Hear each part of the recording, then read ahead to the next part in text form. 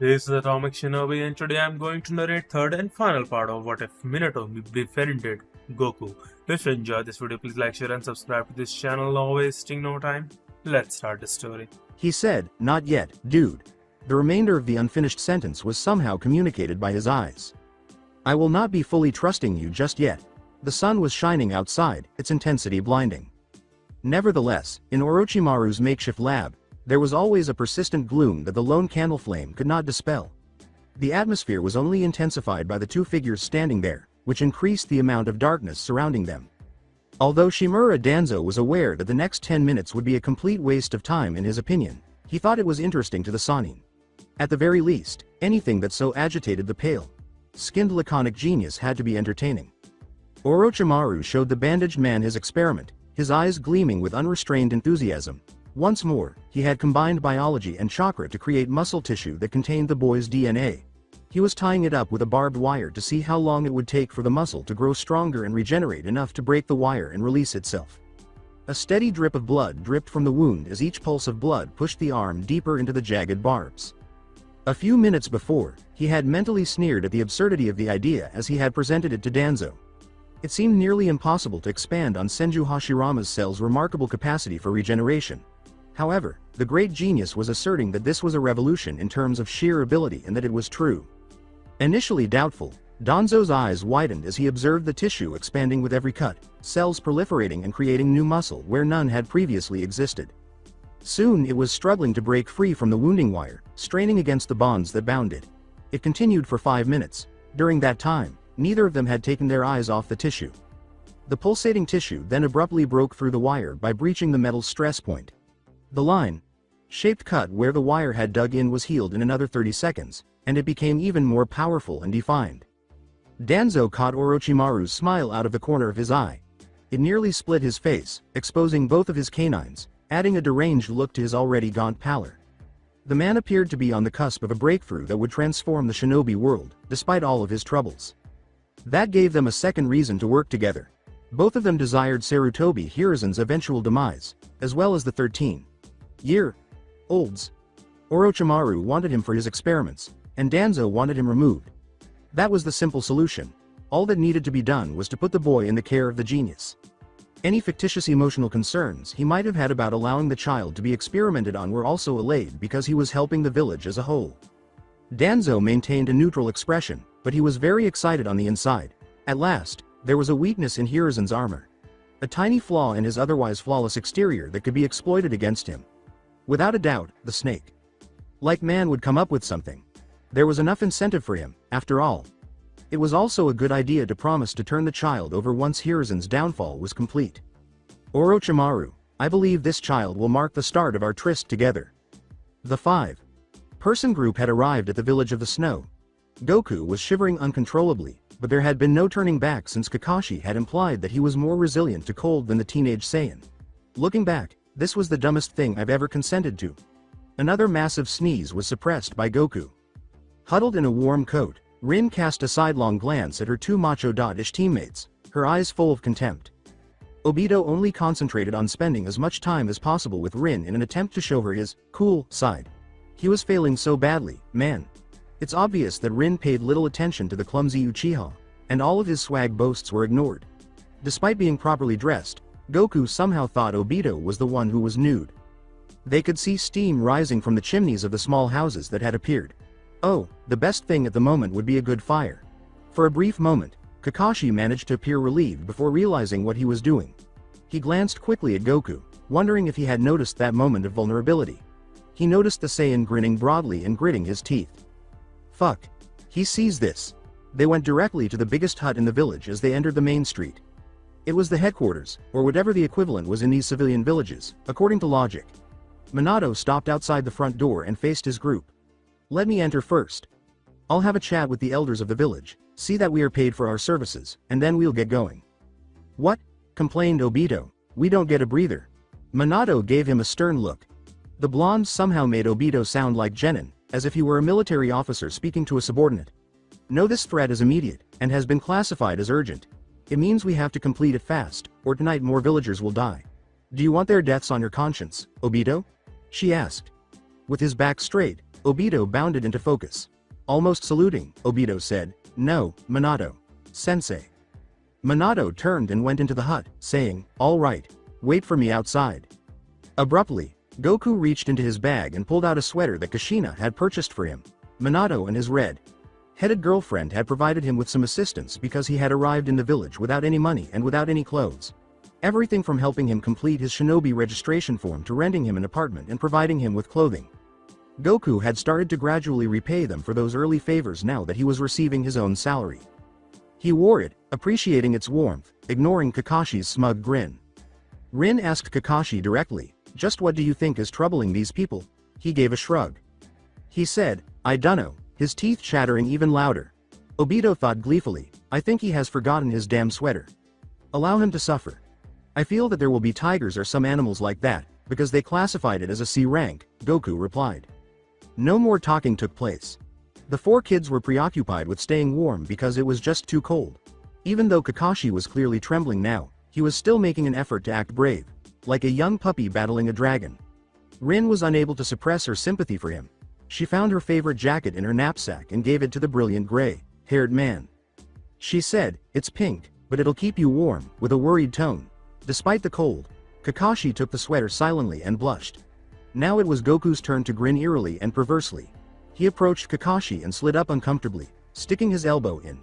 Flaring Kakashi's already strained patience, he whispered, "I see Whittle Pinky Dot Boy forgot his sweater." He erupted, "Okay, you little monkey shit," but stopped when he noticed that people were staring and turning their heads. But something was wrong. It wasn't until then that the four realized how many shinobi lived in the village. Ninjas frequently used this civilian town, which is located in the center of the vast shinobi nations, as a stopover during lengthy travels. Abruptly conscious of the hostile gaze on them, Obito, Kakashi, and Rin started to move awkwardly as a result of the attention. They knew about the tension after the war.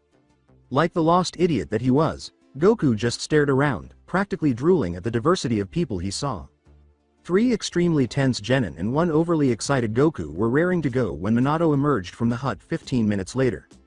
He said, "All right," and motioned for them to come along. He started to brief the group as they started to move in unison. So there have been a sudden increase in rabid animal attacks over the last few days. It appears as though many different species have all decided to turn aggressive. Only a few of the attacks have had survivors left to report back to HQ. That is why the number of deaths that reached the Konoha request desk were so few. I guessed as much. Goku came into sharp focus. The other genin nodded in agreement. So we have to track down these animals and put an end to them. Sounds pretty straightforward to me. Minato whispered, "Maybe so, but you still need to be careful. It's not like they will just stay in one place and let you attack first. These are wild animals, used to fighting to the death. They will be dogged and persistent, so expect a long, drawn-out battle." They left the village in a specific direction and entered the nearby forest. Every direction seemed the same, and walking was a little challenging due to the heavy snow. Minato kept them moving quickly as they looked for signs or animal tracks in the trees beyond. Goku broke a stick when his foot stumbled into the snow. 7 creatures leapt from the nearby trees as he began.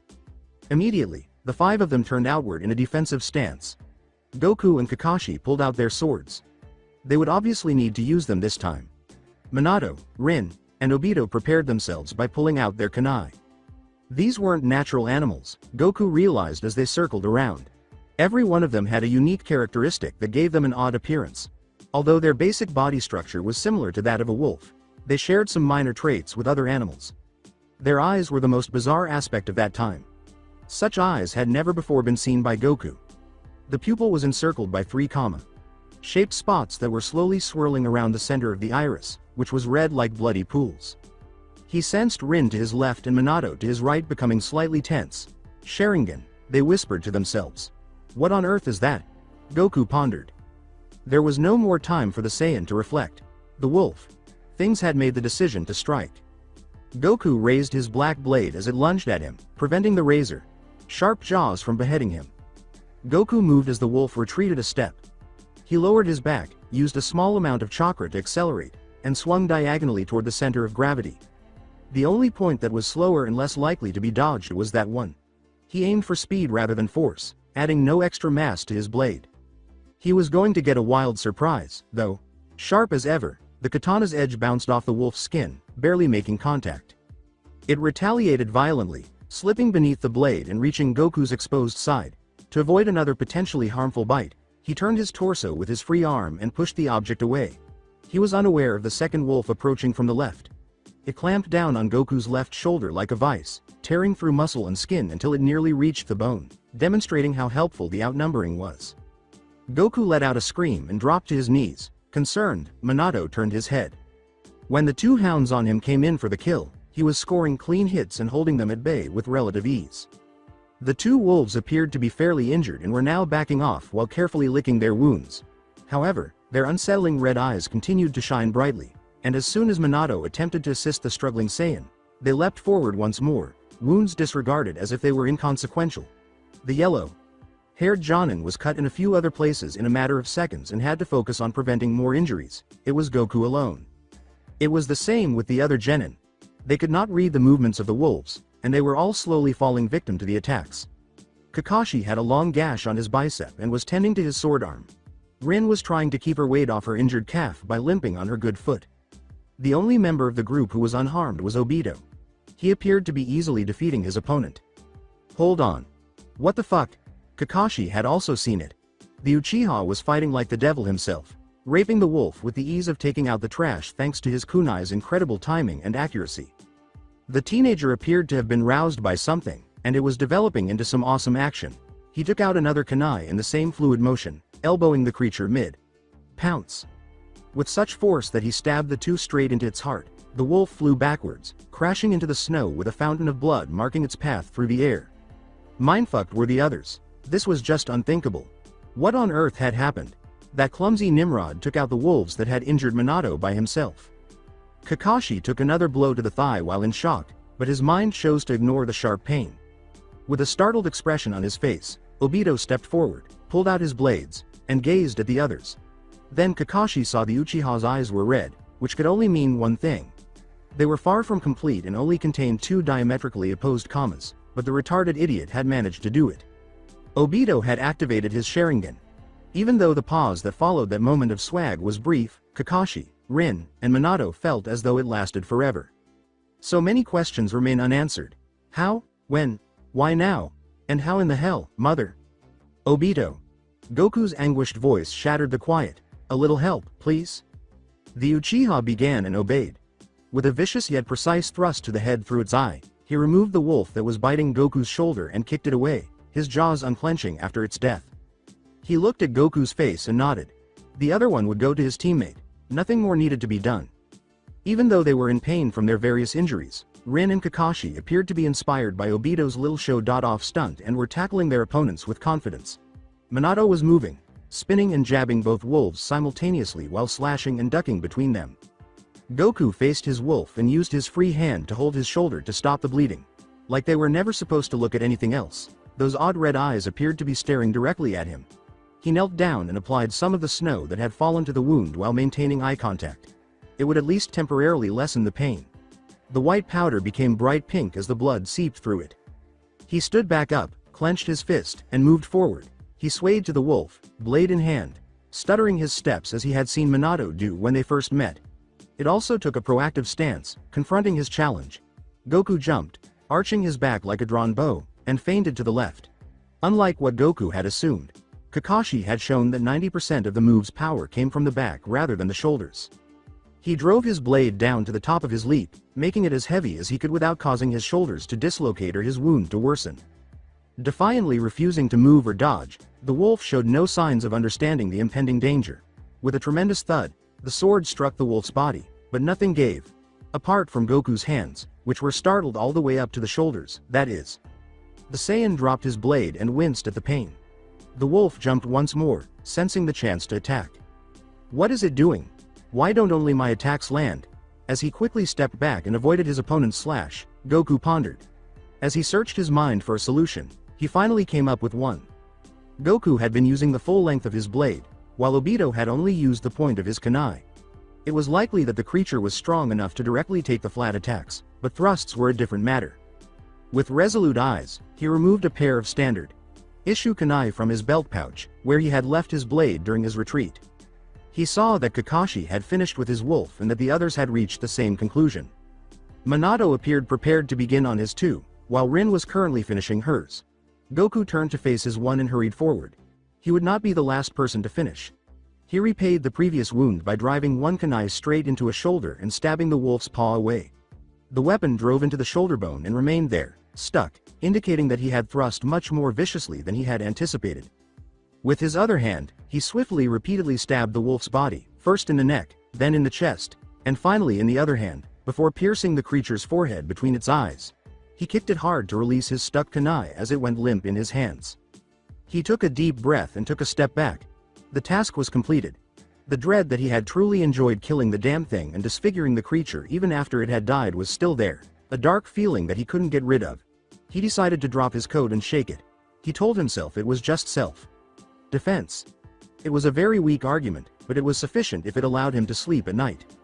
He turned to see Minato studying the eyes of the dead wolf. The mark of the insane dojutsu had been removed, and somehow they were back to normal. Something about conspiracy and relations was mumbled to him by the Jonin. Regarding his teammates, Kakashi and Rin were encircling a smug Obito who was bragging to them about his new eyes and how he was now the strongest member of the group. Goku gave a wry smile. They were too stubborn to change, and they never would. He still felt uneasy after looking into those eyes. The entire situation seemed strange. It was too flawless. What if everything was planned? Was he being pursued? Angry at all these pointless thoughts, Goku thumped his forehead. The gray-haired genius and the Uchiha were already engaged in a furious argument as he hobbled to his teammates, leaving his deadened arm hanging lifelessly. Ignore those inquiries. I'm not patient enough or have the time to care about these things. A thunderclap, as loud as hell, jolted him back to reality. There had been no break in the rain for days on end. It made everything look flat and colorless, like a badly filmed movie. Every time he attempted to concentrate on anything, the vignette effect seemed to get stronger, as if he had tunnel vision. Goku was still in bed and had not woken up, or it could be anyone else's. The Saiyan was completely soaked as he knelt on the soggy grass. The torrent poured down on his back, drumming relentlessly on his already sopping GI. He was unable to remember how he got here. A tiny, persistent doubt gnawed at the back of his mind. There was something terribly wrong with the entire situation. He heard a distant rumbling in the distance. It wasn't often that one heard the rich baritone resonating through his body. It made him uneasy. He had the impression that he knew what that was, but he couldn't quite put his finger on it. What on earth is happening? He pondered. But he was certain of one thing. There was nothing to be gained by kneeling here, smack bang in the middle of nowhere. He needed to get up and move in the direction of that faint sound. There were all the answers. He was aware of its veracity. The abomination that was causing the rumbling was so far away that the Saiyan couldn't even see it, but he was determined to find out, so he hurried through the darkness without even checking his surroundings. One more thunderclap. The very thing that had caused him to feel uneasy was now standing next to him. It was enormous. The Saiyan's instincts told him to flee because everything about it shouted out evil so strongly. Nevertheless, the warrior was taught to disregard such wise cautions. He decided to put an end to this while standing next to the fire-eyed chief of the village where he lived. This insanity had to end. Because of his own mistakes, it had become a raving disaster that had been inflicted upon the innocent villagers. Whatever hell that meant, the Kyuubi had to perish. He wasn't comfortable with the idea. What on earth is the Kyuubi? How can I find out the name of that hideous fox? Like oil on water, all of these questions slipped from his mind. As soon as his bewildered mind asked him, he forgot them. They had to save her. One more. This time, it was closer, and the thunderclap reached him much faster. He lay on the ground in a daze of exhaustion, on his back. What? He had his eyes shut. His hand was covered in something moist that was seeping through his GI. It was freezing cold. As his probing fingers felt the new orifice ripped into his torso, he suddenly realized what it was and felt a chill run down his spine. Blood. A wound that had never been there before was killing him as he lay there. What on earth took place? His memories were frantically searched in his mind. He was unable to come up with anything. He was rapidly losing his life. He could see the blackness of oblivion creeping slowly toward him even in the darkness. Someone took the Saiyan's hand in a consoling gesture. He wasn't by himself. He willed his eyelids open, startling his indifferent brain into action. She was the one person he most wanted to look at as he slipped into the icy embrace of death. She appeared older. Actually, much older. Around her tear-streaked eyelids, he could see tiny crow's feet. Her mouth was lined with tiny wrinkles that were more the result of stress than aging. She actually appeared to be twice as old as she was. She had not had an easy time in the past few years. Describe this. Why do I feel this way about her? Vainly trying to come up with a response to what he said. She gently squeezed his almost dead palm. He became increasingly depressed because he was unable to reciprocate the same loving gesture. She carefully raised his hand and placed it on her stomach, instead, uterus, as he had so bravely discovered from the medical genius. Genius in medicine, the uterus. What had happened in the last few moments was beyond his comprehension. He had no idea how long ago this consternation had started. As if someone had pressed the unpause button, the scene resumed. He caught a glimmer of a smile on her lovely face through her sorrow. A dejected, resigned smile, one that was full of regret and unresolved emotions. He felt it, but it was difficult to sense because of his rough calluses. The quick, weak pulse of her fetus. His unborn child. Indeed, they're unborn. Do I have a child? His still rational side protested, but his mind flicked it away like an errant fly. His failing heart muscles sputtered, pumping blood through his body once more. The fluid of life was pushed out through his wound by another wave. Under his palm, the child's quick flutter as it awaited existence and entry into the world throbbed. To make room for another, one life must end. So poetic, but the cliché was all that depressed his raving consciousness. There was a problem. This was too profound to be a dream, but still. He only thought about one thing. The one and only sincere wish to escape this madness. I need someone to help me. He had to get up, right now. Assist. Aid. Goku. They woke him up roughly. He opened his eyes and gazed at Namikaze Minato's distressed expression. With anxious and worried eyes, the three others also circled him. His subconscious was still reeling from the dream's effects, but he soon got his bearings. It had also been an incredible dream. It was too clear, as if he were truly living through each moment of that frantic series of events. He believed that the element of control was the only thing missing from it. When he realized he was sweating profusely, he pulled his blanket in closer and curled up inside. Hypothermia was a terrible way to pass away, and they were still in the village of the snow. Rin got up and hurried out, shouting for the innkeeper, "Wait. I'll get you something warm to drink." The cold had nothing to do with the shuddering breath that Goku drew. He had limited mobility due to his bandaged right arm. Minato calmed the Saiyan by looking into his eyes and asking, "What exactly happened? Tell me." Goku nodded reluctantly. It was a reasonably secure area.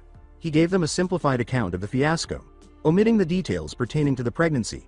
He was aware of what discretion was. He would carry that fact into eternity. Probably not even mention it to the woman in the dream, unless she inquired about it directly. Minato became visibly rigid and his lips tightened at the mention of the Kyuubi. Goku took a deep breath and concluded his story. That seemed more like a foreshadowing, a sign of things to come, for some reason. It appeared that his blonde sensei had some knowledge. He was going to figure this out and move on. Minato gave his head a scratch. However, the details were incredibly ambiguous. He made the decision to do nothing for the time being and let things unfold naturally. What am I aware of?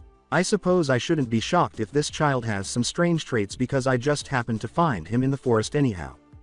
Furthermore, we shouldn't place all our eggs in the premonition basket because it might just be a hallucination brought on by trauma. He also said this aloud to the Saiyan, who appeared much more composed after hearing it. Perhaps all he needed was someone to remind him that, at least in the context of the current situation, it didn't matter. In an apparent attempt to change the topic to something they could all discuss, Kakashi said, "Now that all of us are up, incidentally, let's do some training, what say?" Minato gave a nod. It would be good if all of us did some workouts in the cold. Conditioning in all weather patterns is important for a shinobi after all. Rin briefly peered through the doorway and exclaimed, "Breakfast's ready," before vanishing once more. The team enthusiastically threw away their futons because flaunting one's opness was a powerful motivator to get out of bed.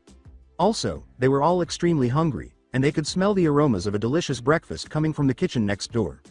Minato led the four out of the room while giving Goku a stern look to control his godforsaken appetite. "Let's finish this up so we can return to Konoha in the afternoon. I'm already tired of this." After breakfast, the group left with their bags in order to locate a good training location. Although Goku was still a little worn out, his shoulder appeared to be much better than it had been the day before. He speculated that it might have been a fit brought on by the injury, diverting attention from the dispute that was developing between the envious but contemptuous Kakashi and the now Sharingan powered Obito. Rin's frustration at these childish arguments was evident on her face as she once again assumed the role of the unfortunate moderator. There, Goku raised his head and turned to face Minato. He was indicating a rough patch of snow that was just the right size for a little light fighting. In any case, Goku was feeling more down now. In addition to not eating as much as he had desired, which, as Kakashi had stated, was obviously impossible in a foreign country, he had now lost something else that he had come to love. Kakashi warmed up, obviously wanting to go first, while Obito used his newly acquired Sharingan to search the area for hostiles. Minato approached Rin and Goku, preparing a separate training for them both. "Rin," he said, "I think a little strength training is due, given that you're the weakest in the team, physically," she replied. The scrawny brunette was not an exception to the rule that girls weren't built that way. As his Jonin Sensei started to establish a routine for her, Goku's thoughts drifted once more, opting to reflect instead. For a brief moment, long, lost memories surfaced, only to be replaced by fresh ones. She, my dear, please pardon me. He experienced a deep sense of sadness, as if the dream, nay, the premonition, had truly come true. For a single moment, he had considered becoming a father himself. The idea itself seemed so mature, so different from the childish thoughts that were typically going through his head. It was all he could think about now that he had been given another glimpse of that amazing sensation. For the Saiyan, fatherhood had been an ongoing battle since a fighting machine designed for effectiveness and lethality could not comprehend the fragility of something as small and tiny as a child. He needed constant reminders from Chi to slow down, not to toss Gohan so high in the air, and not to treat him roughly, like a rag doll to be tossed like salad. The terrifying moments when he lost control of the stroller and sent his son hurtling through the East District 439 meadows, as well as the priceless relief he felt when he arrived at the destroyed baby vehicle and discovered Gohan unharmed, all returned to haunt him and dampen his spirits even further. Nonetheless, it was quite appropriate that a dream about his far-off future brought back memories of his far-off past, reminding him of what he had lost decades, if not centuries, before. However, he had had enough of looking back and dreaming in general for a very long time. He trained today, to the extent that his shoulder permitted. Rin stepped a few paces to his right, and Minato walked over to him. The two competing, healthy genins immediately engaged in a testosterone-fueled competition for her attention as she started stretching. Goku matched the blonde Jonin's frustrated response with an audible sigh. Their judgment wasn't incorrect. The blatant and awkward attempts by Kakashi and Obito to make advances on their female teammate were nothing new. Goku nodded and eagerly dropped down onto his uninjured arm, moving up and down slowly and rhythmically.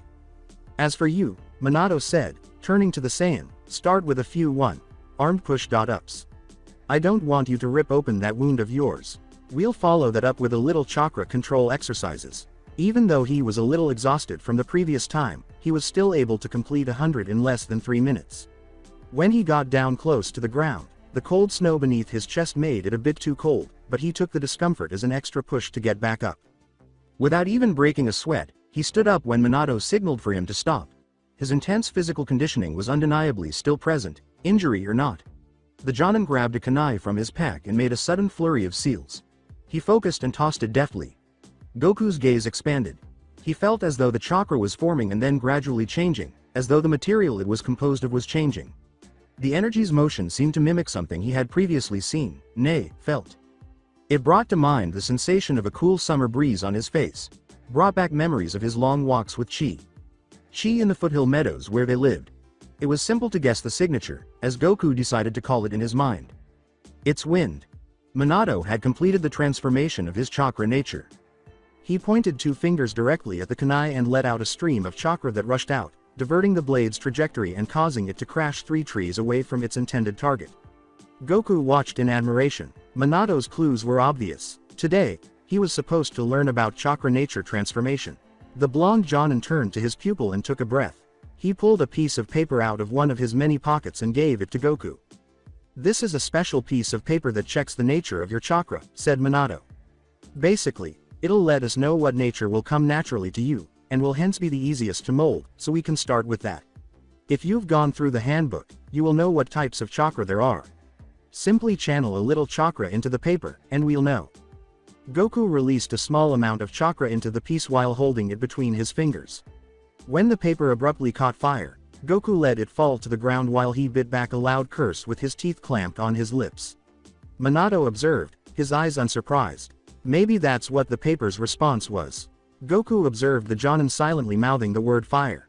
That's what I had anticipated, Minato said, putting his thoughts together as he spoke. Fire was the most difficult of all, and there was a particular method for dealing with the complexities of someone learning nature transformation for the first time. But Minato wasn't too concerned because Goku had a tendency to pick things up quickly. Let's begin with trying to get your chakra to start resembling your natural affinity. Mother Almighty, already, a tiny, concentrated flame hovered over Goku's hand.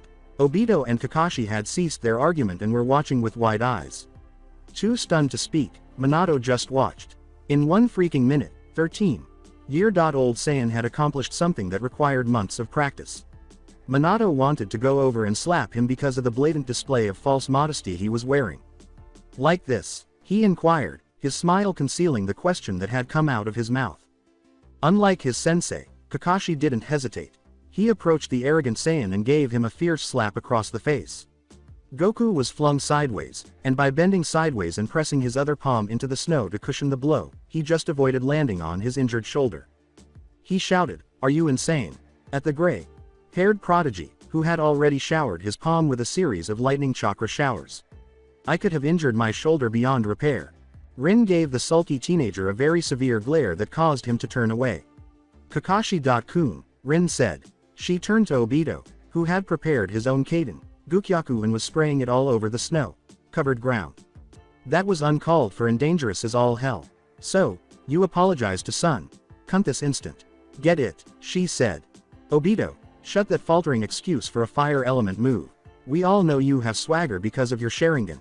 There's no need to act this freaking insecure, she said with no leniency.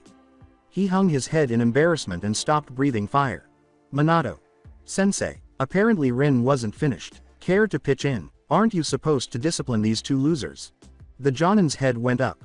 Ah, yes, he uttered absently. Don't do this again, Kakashi. Get it, you too, Obito. The 18-year-old was obviously thinking about something. He's got a lot of power there. Minato simply couldn't stop thinking about the picture. Following that crazy fiasco, the group had abandoned their training and were returning to the village with a dampened spirit. Kakashi scowled and pouted like a child as he walked far ahead of the others. Obito kept giving Rin withering glances when he thought she wasn't looking, as if he was too embarrassed to say anything. Goku was just limping along with his head down, clamping his teeth to try and bite down on the pain, while Rin was looking at their Jonin Sensei with real concern in her eyes. As they hiked back to Konoha, the temperature had risen considerably, and the wound was now throbbing constantly. He had to change the bandage because he couldn't handle an infection that was now festering over there. Nevertheless, Minato remained distant and distracted, reflecting on what he had witnessed at the time. When Kakashi had slapped his protege to the ground, the small flame he had started had not gone out. That palm had been something Goku had used to break his fall. The snow surrounding his hand would have melted slightly under a flame that size, forming a tiny pool of water before it was extinguished. However, Minato had observed that the ground underneath had become slightly scorched in addition to a much larger portion of the white sheet melting in a circle around the child's hand. Goku had started a fire that was not a typical flame. No Kaden, no jutsu Minato had ever witnessed in his life had that much power packed into such a tiny area. It was nearly as damaging as his Rasengan. Don't tell me. He abruptly turned to face his team after emerging from his reverie. The three behind him came to a halt, and Kakashi sulked while continuing to walk casually. He returned and touched Goku's shoulder that was unhurt. He said, "Tell me one thing, first." There was a hint of perplexity in the Saiyan's eyes. "How exactly did you create that fireball?" Goku grinned. It was his moment to shine a little. "I merely thought about fire, and how I could apply that element to a ball of chakra. I merely created a Rasengan, and tried to make it fiery, I guess." That's my response. With that out of his mind, Minato could finally unwind. Oh no, that was difficult. If it hadn't clicked this early, I would have been insomniac for days. I should be a little more proud of my intelligence. Additionally, I should give this kid a lot more credit. It wasn't exactly easy what he did. With a hint of finality in his voice, he said, "You do know the effects of recklessly transforming your chakra, right?" "But of course you don't." "Shut up." Just as the Saiyan opened his mouth to object, he suddenly closed it. When Minato used that tone with anyone, he knew better than to argue. When he decided to use it on his devil of a girlfriend, even she was unable to stop her hateful tirades. He only used the superpower on special occasions, and Goku knew he was discussing something vitally important. You could, in your excitement, transform your chakra before it even exits your tenketsu. Now imagine what it would be like to suddenly combust and die. Yeah. That's what will happen if you don't learn how to selectively transform only the chakra you have collected outside your body. Minato appeared to be struggling to breathe. Maybe he had been too enthusiastic in his speech. Goku grinned once more at his sensei's sincerity. He began, "Okay, Minato," and before the Jonin could raise the volume to scream at him once more, Goku had created another Kaden, Rasengan on his palm, instinctively separating the two intrinsic chakra and fire flows. Obito's wide, Sharingan-enabled eyes were staring at the Saiyan. He asked, his face stymied and more than a little envious, "How, in God's name, are you doing this?" All of a sudden, the Uchiha was no longer the focus. To hell with the repercussions, the Saiyan had somehow made another enormous leap forward without even trying. The other three members of his team were irritated by that. Rin had been trying to get a hint of Sweden in her chakra for a whole month and a half. It took the Uchiha more than a year to figure out the trick, surpassing former class retard Fujinawa Semiponum by a full month. Obito's was an academy record. The record that Goku had broken, possibly irrevocably, was the exact opposite of what Kakashi's week and a half was. In any case, that achievement wasn't the most unsettling aspect of the Saiyan. Minato and the others were still getting used to Goku's incredible rate of improvement. The "I am better than you suck it" grin that was emblazoned on his face was the one that didn't belong. So far, Goku had been extremely modest. Minato suspected it was just what it was, even though it was driving the other three genin insane. A genuine smile, not a staged one meant to attract attention. "If you weren't that badly injured, Sun.kun," Rin said, channeling her inner Kushina, who had the savage, bald, shriveling face and the spine, tingling, serene voice that the Uzumaki was known for. Without a single arrogant sniff, she turned away, leaving the sentence unfinished. Minato glanced at the pathetic Saiyan, who had been touched almost to tears. It was unpleasant to think of all the concentration camp punishments the redhead had inflicted on him for even the smallest mistakes during her training regimens. Goku hung his head down and put out the fire. After destroying the lone member who hadn't been annoyed or depressed, the party went on. What a poor child. Minato felt sorry for his situation. The Jonin yelled for them to stop just past the halfway point. Sundown's saffron hues arrived much earlier than they had anticipated. They had slowed considerably as a result of their exhaustion and intense disinterest. Furthermore, Goku's wound required frequent dressing changes, and the pain and weight of the backpack he had so obstinately refused to give to anyone else were making it harder for him to handle. Rarely, when he believed no one was watching, he would let his face twitch and release the agony he was experiencing. They set up their tents by the side of the road after spreading out their camping supplies. Minato and Rin split the rations they had in their backpacks while Kakashi searched the area for firewood. Inside his tent, Obito lay motionless. In his right hand, which he was using as a mirror, was a sharp knife. He turned off his Sharingan after activating it while holding it in front of his face. The Uchiha always felt at ease when they gazed into the deep crimson and black eyes of the dojutsu-wielding people. He had always been raised in a sheltered environment. The clan elders had taken it upon themselves to teach him and a group of other kids the nuances of ninjutsu, the nuances of the craft, and, above all, the unique skills that only those descended from the Uchiha could execute, ever since he was old enough to put his fingers around the hilt of a kunai.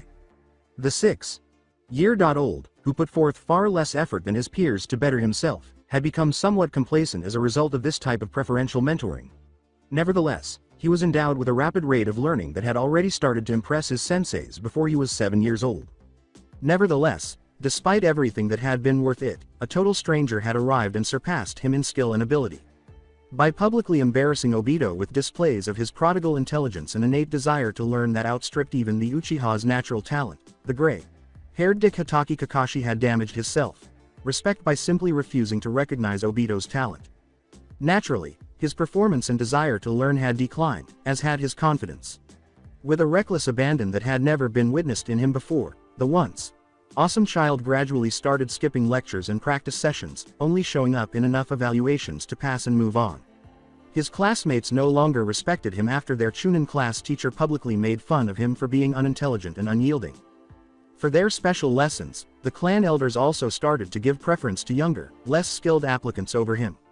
Obito started withdrawing into himself, avoiding real human relationships, and acting foolish just to make his friends laugh. Seeing such exceptional talent wasted was a terrible sight, but what could be done? Obito was perfectly happy to just fade away into oblivion because he had established a vicious circle in his mind. But things had changed with the creation of the Genin team. He was put in the same three-man cell as his nemesis and the one person he admired the most in the world.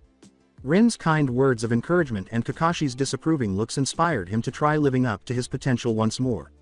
And he had been doing just that for the past month. Obito had finally returned from the verge of oblivion, constantly vying with Kakashi for bragging rights, always going above and beyond to win Rin-chan over, and reprimanding Goku for being such a fool. At first, this mission had been the pinnacle of his endeavors. Without assistance or spoon-feeding from his clanmates, he had used his Sharingan solo in that fight against the rabid wolf. Thingies. With the Kekkei Genkai in place, he had witnessed the increase in power and control he had over any tactical situation. He had been in the spotlight for a few seconds. As far as the Genin team he was on was concerned, he had had the advantage. It had been snatched from him, albeit unknowingly, barely 15 hours after he had finally clawed his way to some attention. All Goku had done was what any other person in his position would have done. But it was his talent, and only his talent, that made him successful. And it was for that exact reason that even his subconscious dismissed the Uchiha's attempts to dismiss it as a coincidence. He had thus been attempting to discover the secret. He had been watching the chakra flow inside Goku's body at random times ever since his teammate had pulled off the impossible, trying to see if there were any differences between Goku's body and his own. However, he had discovered nothing. The man's body was composed of the same chakra system as his own. After concluding that his chakra must be fundamentally distinct from the others, he waited until Minato gave the conceited jerk another opportunity to flaunt himself. And he had indeed been given that opportunity. Still, it was in the middle of the freaking road. He had disregarded the Jonin's caution that tinkering with the nature transformation of so much chakra simultaneously could have dire repercussions. Obito had also noticed. Rasengan, or whatever the fuck it was, he'd seen the shit out of that flame. Nothing. After that, he had been furiously angry for a long time. He had fire chakra, that's all. That was all. As had been his primary suspicion, it lacked any unusual characteristics and the capacity to shape itself. The wood had split from the force with which he had hammered in the stakes. Alone in that state of mind, he had had to go fetch another from a considerable distance. He had come back a little more composed than before, making sure to deface every tree he passed. Even so, his annoyance had returned like a hammer on an anvil, sending sparks through his veins when he witnessed that infernal poser light their campfire in yet another flagrant transgression of Minato Sensei's rules. He made the decision to use his anger for something positive and zipped his tent all the way up. Even the most skilled experts were embarrassed by the Uchiha Kan's well-known Katon affinity. They handled those jutsus as if they were insignificant. He might be able to do the same with Rasengan, Goku's flame. Curling his palm, he sat cross-legged in the middle of his tent and concentrated on the chakra coursing through his body. With the smug expression on his new nemesis's face, he activated his Sharingan and hurriedly started the technique's procedure. Goku, fuck you, I'll prove to Rin-chan that I'm superior to you by learning this by tomorrow. The gentle radiance of his vermilion chakra glowed in his eyes. You arrogant loser, you'll see. The moonlight night had replaced the purple tints of twilight. 2 of the 5 tents in the clearing were filled with curses and hushed murmurs. It appeared that Kakashi had also made the decision to get off his ass and begin training. Gazing at the moon with a dull expression, Goku sat outside his tent and breathed in the cool night air. He occasionally let out a loud yawn. The day had been particularly taxing for him. Remembering all the times this had been a bad thing, he just let the pale light fall on his face. He remembered the fierce desire for blood that once filled every pore in his body. Recalled waking up completely nude after succumbing to it in a split second, leaving a path of devastation in his wake. He had been overjoyed when Master Roshi explained to him why his tail had been chopped off, and even more so when the Supreme Kai explained that he needed to muster up the strength to defeat Baby. It was a part of him, and without it, he felt a little empty. It was a tribute to his heritage that it had carried that one risk. Now, even that minor flaw had been removed for an inexplicable reason. He recalled that nothing had happened when he looked up at the moon while harboring the fear that he might suddenly change. He had somehow developed the ability to change at will after mastering his Ozaru form to the highest level of Saiyan power. But like a faraway, lilting call of something sweet and ever-so attainable, the desire persisted inside. There was nothing now. The dragon had declawed him in many ways, and not even a hint of that killing instinct was left. In any case, he would likely work those out over time. Nothing should cause you to become anxious. I'll move on. Before heading back to his tent, he took one more look at the cratered surface in the sky. He ignored the sharp pains shooting through his entire forearm as he lay down on his good shoulder. The throbbing, stabbing pain had subsided somewhat and had been replaced by a dull, persistent ache. That somehow made it far worse than it had been. He tried to get some sleep by closing his eyes. Minato was certain that at the crack of dawn, he would force them to pack up and begin their journey. However, shutting his eyes would leave him defenseless against slumber. Unable to prevent a recurrence of the previous night's premonition, he had finally persuaded himself after a day of reflection that it had actually meant something and should be treated seriously. The 13-year-old lay there merely contemplating the consequences of what he had seen. He had been engaged in combat with a gigantic fox that, for some reason, had 9 tails. After that, the scene revealed that he was seriously hurt. The thingy seemed to have taken a swipe at him, and it had been a good enough swipe to leave him on the verge of death. And Makoto had come with a child he thought was his own in her womb while he lay there, life slowly leaking out of him. Oh no, no, no, no, he shuddered at that last thought. Although he was experiencing what could be loosely described as affection for her at the moment, he had no idea what the future would bring. The Uchiha clan was strict about such matters, Minato had mentioned in passing. Even in the best of circumstances, Goku had never planned to do anything like that to her. It just felt like an act he would do when he was not thinking clearly because it was so out of his thought patterns. A final chill went through him as he came to terms with the fact that something like that was going to occur in the future. He wanted to scream with delight at the thought of it, in the altered perspective of fate. He didn't have to worry about how to approach it now that he was assuming it was inevitable. In any case, he hadn't considered it until last night. He fell asleep more quickly than any sedative could thanks to the soothing effects of giving in to inevitable fate. His chest started to rise and fall rhythmically, and his breathing slowed. Hope was his final conscious thought. I wish Minato would just wake him up at the crack of dawn, without any fucking disruptions. Please, he yelled to the dragon, I implore you. Let me sleep, please. He was startled out of his reverie by the thunderous sound of the nearby waterfall. The two of them were standing on the ancestors' destined ground. Specifically, an ancestor of one of them. He gazed into his opponent's black, crazed eyes. In the sunlight, the metal shield on his forehead shone brightly.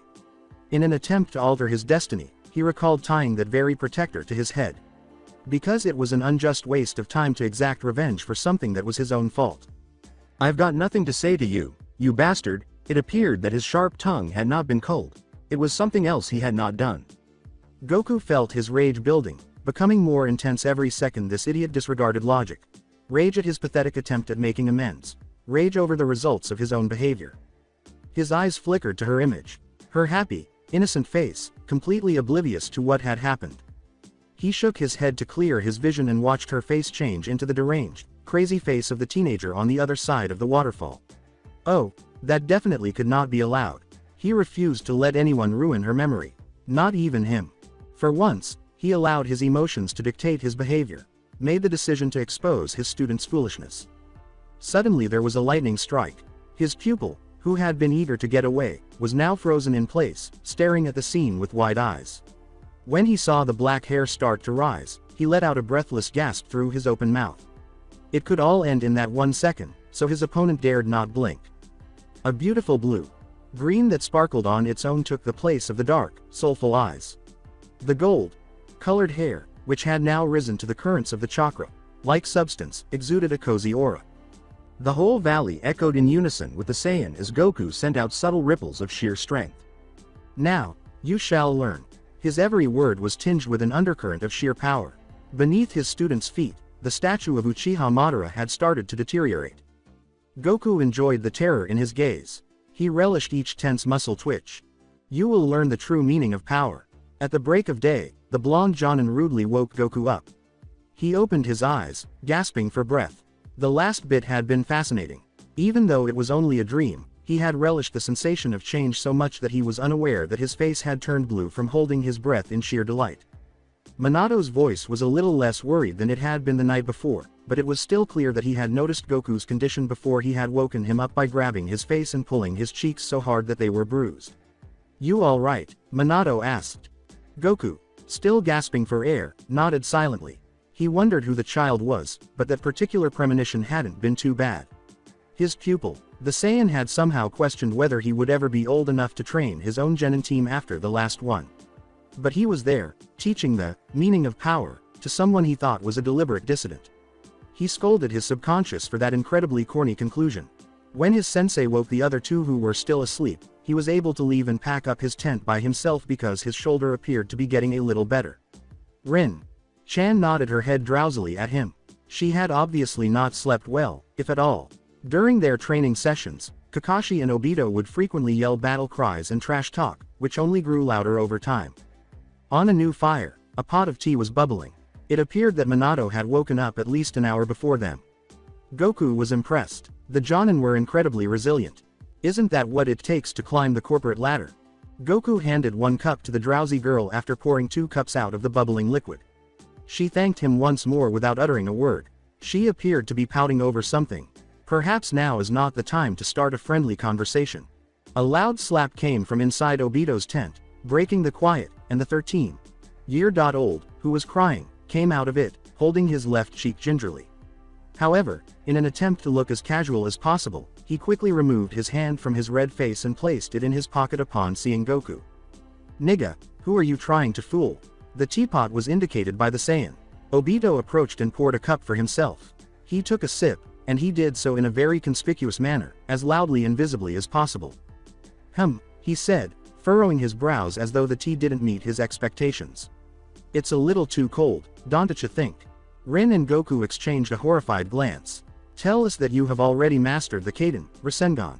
We are aware that since yesterday, you have been frantically attempting to replicate it. He created an exact duplicate of Goku's technique with a sudden flourish, hovering just an inch above his palm. His Sharingan looked as bright as coals, reflecting the red glow. There was a brief, fake round of applause between the Saiyan and the Nohara. Unaware of sarcasm, Obito smiled broadly, giving Goku shady glances every few seconds. Slap.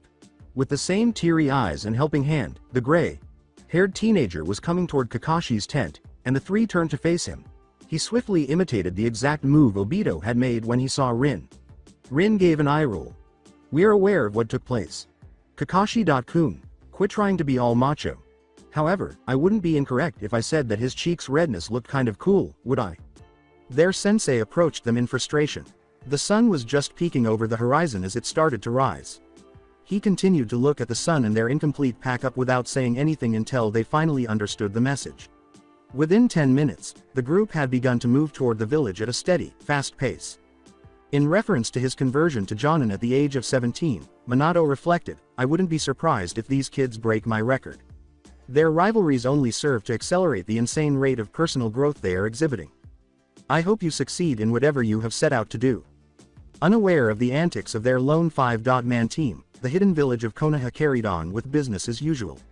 A fresh group of students was enrolling in the academy, people arrived for work, and the other genins finished their allotted number of D-rank missions. Tsunade sipped warm sake from her saucer while sitting at her window. The day was cold, and the cold necessitated a little warm alcohol to keep things going. What have you been up to, my dear friend? For a moment, her lovely doll-like face was filled with irritation. She responded, nothing, my nod.so. Dear acquaintance, to Jiraiya's unsightly mug. He simply took a sip from his own saucer while grinning the same lustful grin. His smooth talk was an attempt to appease her. Ah, don't be so moody, Tsunade, he said. It wasn't working, based on her facial expression. You fucking pervert, get out of here and leave me alone. Even though the sage's very existence annoyed her, she couldn't resist telling him, I found something interesting to do, though. He approached. The closeness made her cringe, but she maintained a straight face. Given his drinking and playing around, she was aware that the man was incapable of carrying it out. Jiraiya seemed to already know the answer to the question, what did you find? The question didn't feel rhetorical in spite of that, so she replied. A protege, was her response. Were HOOOOMEEEE. Minato's expression swiftly changed from one of excitement to a dead fish glare. He glanced at the figure at the village gate with barely disguised disdain, his eyes half-lidded. He had not anticipated this person to greet him upon his return. The middle Aged man was obviously at a loss for words as he said, "Ah, hey." Without a single fuck given, the blonde Jonin walked past, leaving behind an open-mouthed Jiraiya who appeared to have been shot in the chest with a bazooka. "Let's go, people." He was standing there feigning to clutch an imaginary hole in his chest and to gasp for his last breath, which probably didn't help the image he was trying to convey very much. The four-person team obediently followed their leader, ignoring the dejected, eerie man who had just cast a lewd glance at a babe who was stooping to pick potatoes from a cart. Jiraiya turned and hurried behind Minato, who was trying his hardest to leave as fast as he could while smothering his nosebleed. "Ah, come on, Minnie. Don't be like that." The blonde hadn't paused or turned around, and the only sign of emotion he showed was a slight tightening of his fist at the mention of that highly suggestive moniker. Additionally, the Sannin wasn't one to just roll over and let Minato ignore his misery. Oh no. He put on his creepiest smile and started talking in an oily voice, keeping up with the Jonin's pace. He said, "But Minnie-san," his voice becoming even more greasy until every word was dripping slime. "Aren't these your very capable genin I see walking so obediently behind you? Don't you think they deserve to know everything about their sensei?" "And by everything," he said, "I mean everything." When Minato's fist struck the silver-haired man's face, his monologue abruptly ended. His face squished inwards like a cartoon character's, remaining partially hidden beneath the fist that was still digging into the front. A pause in the action gave the audience a much-needed opportunity to laugh.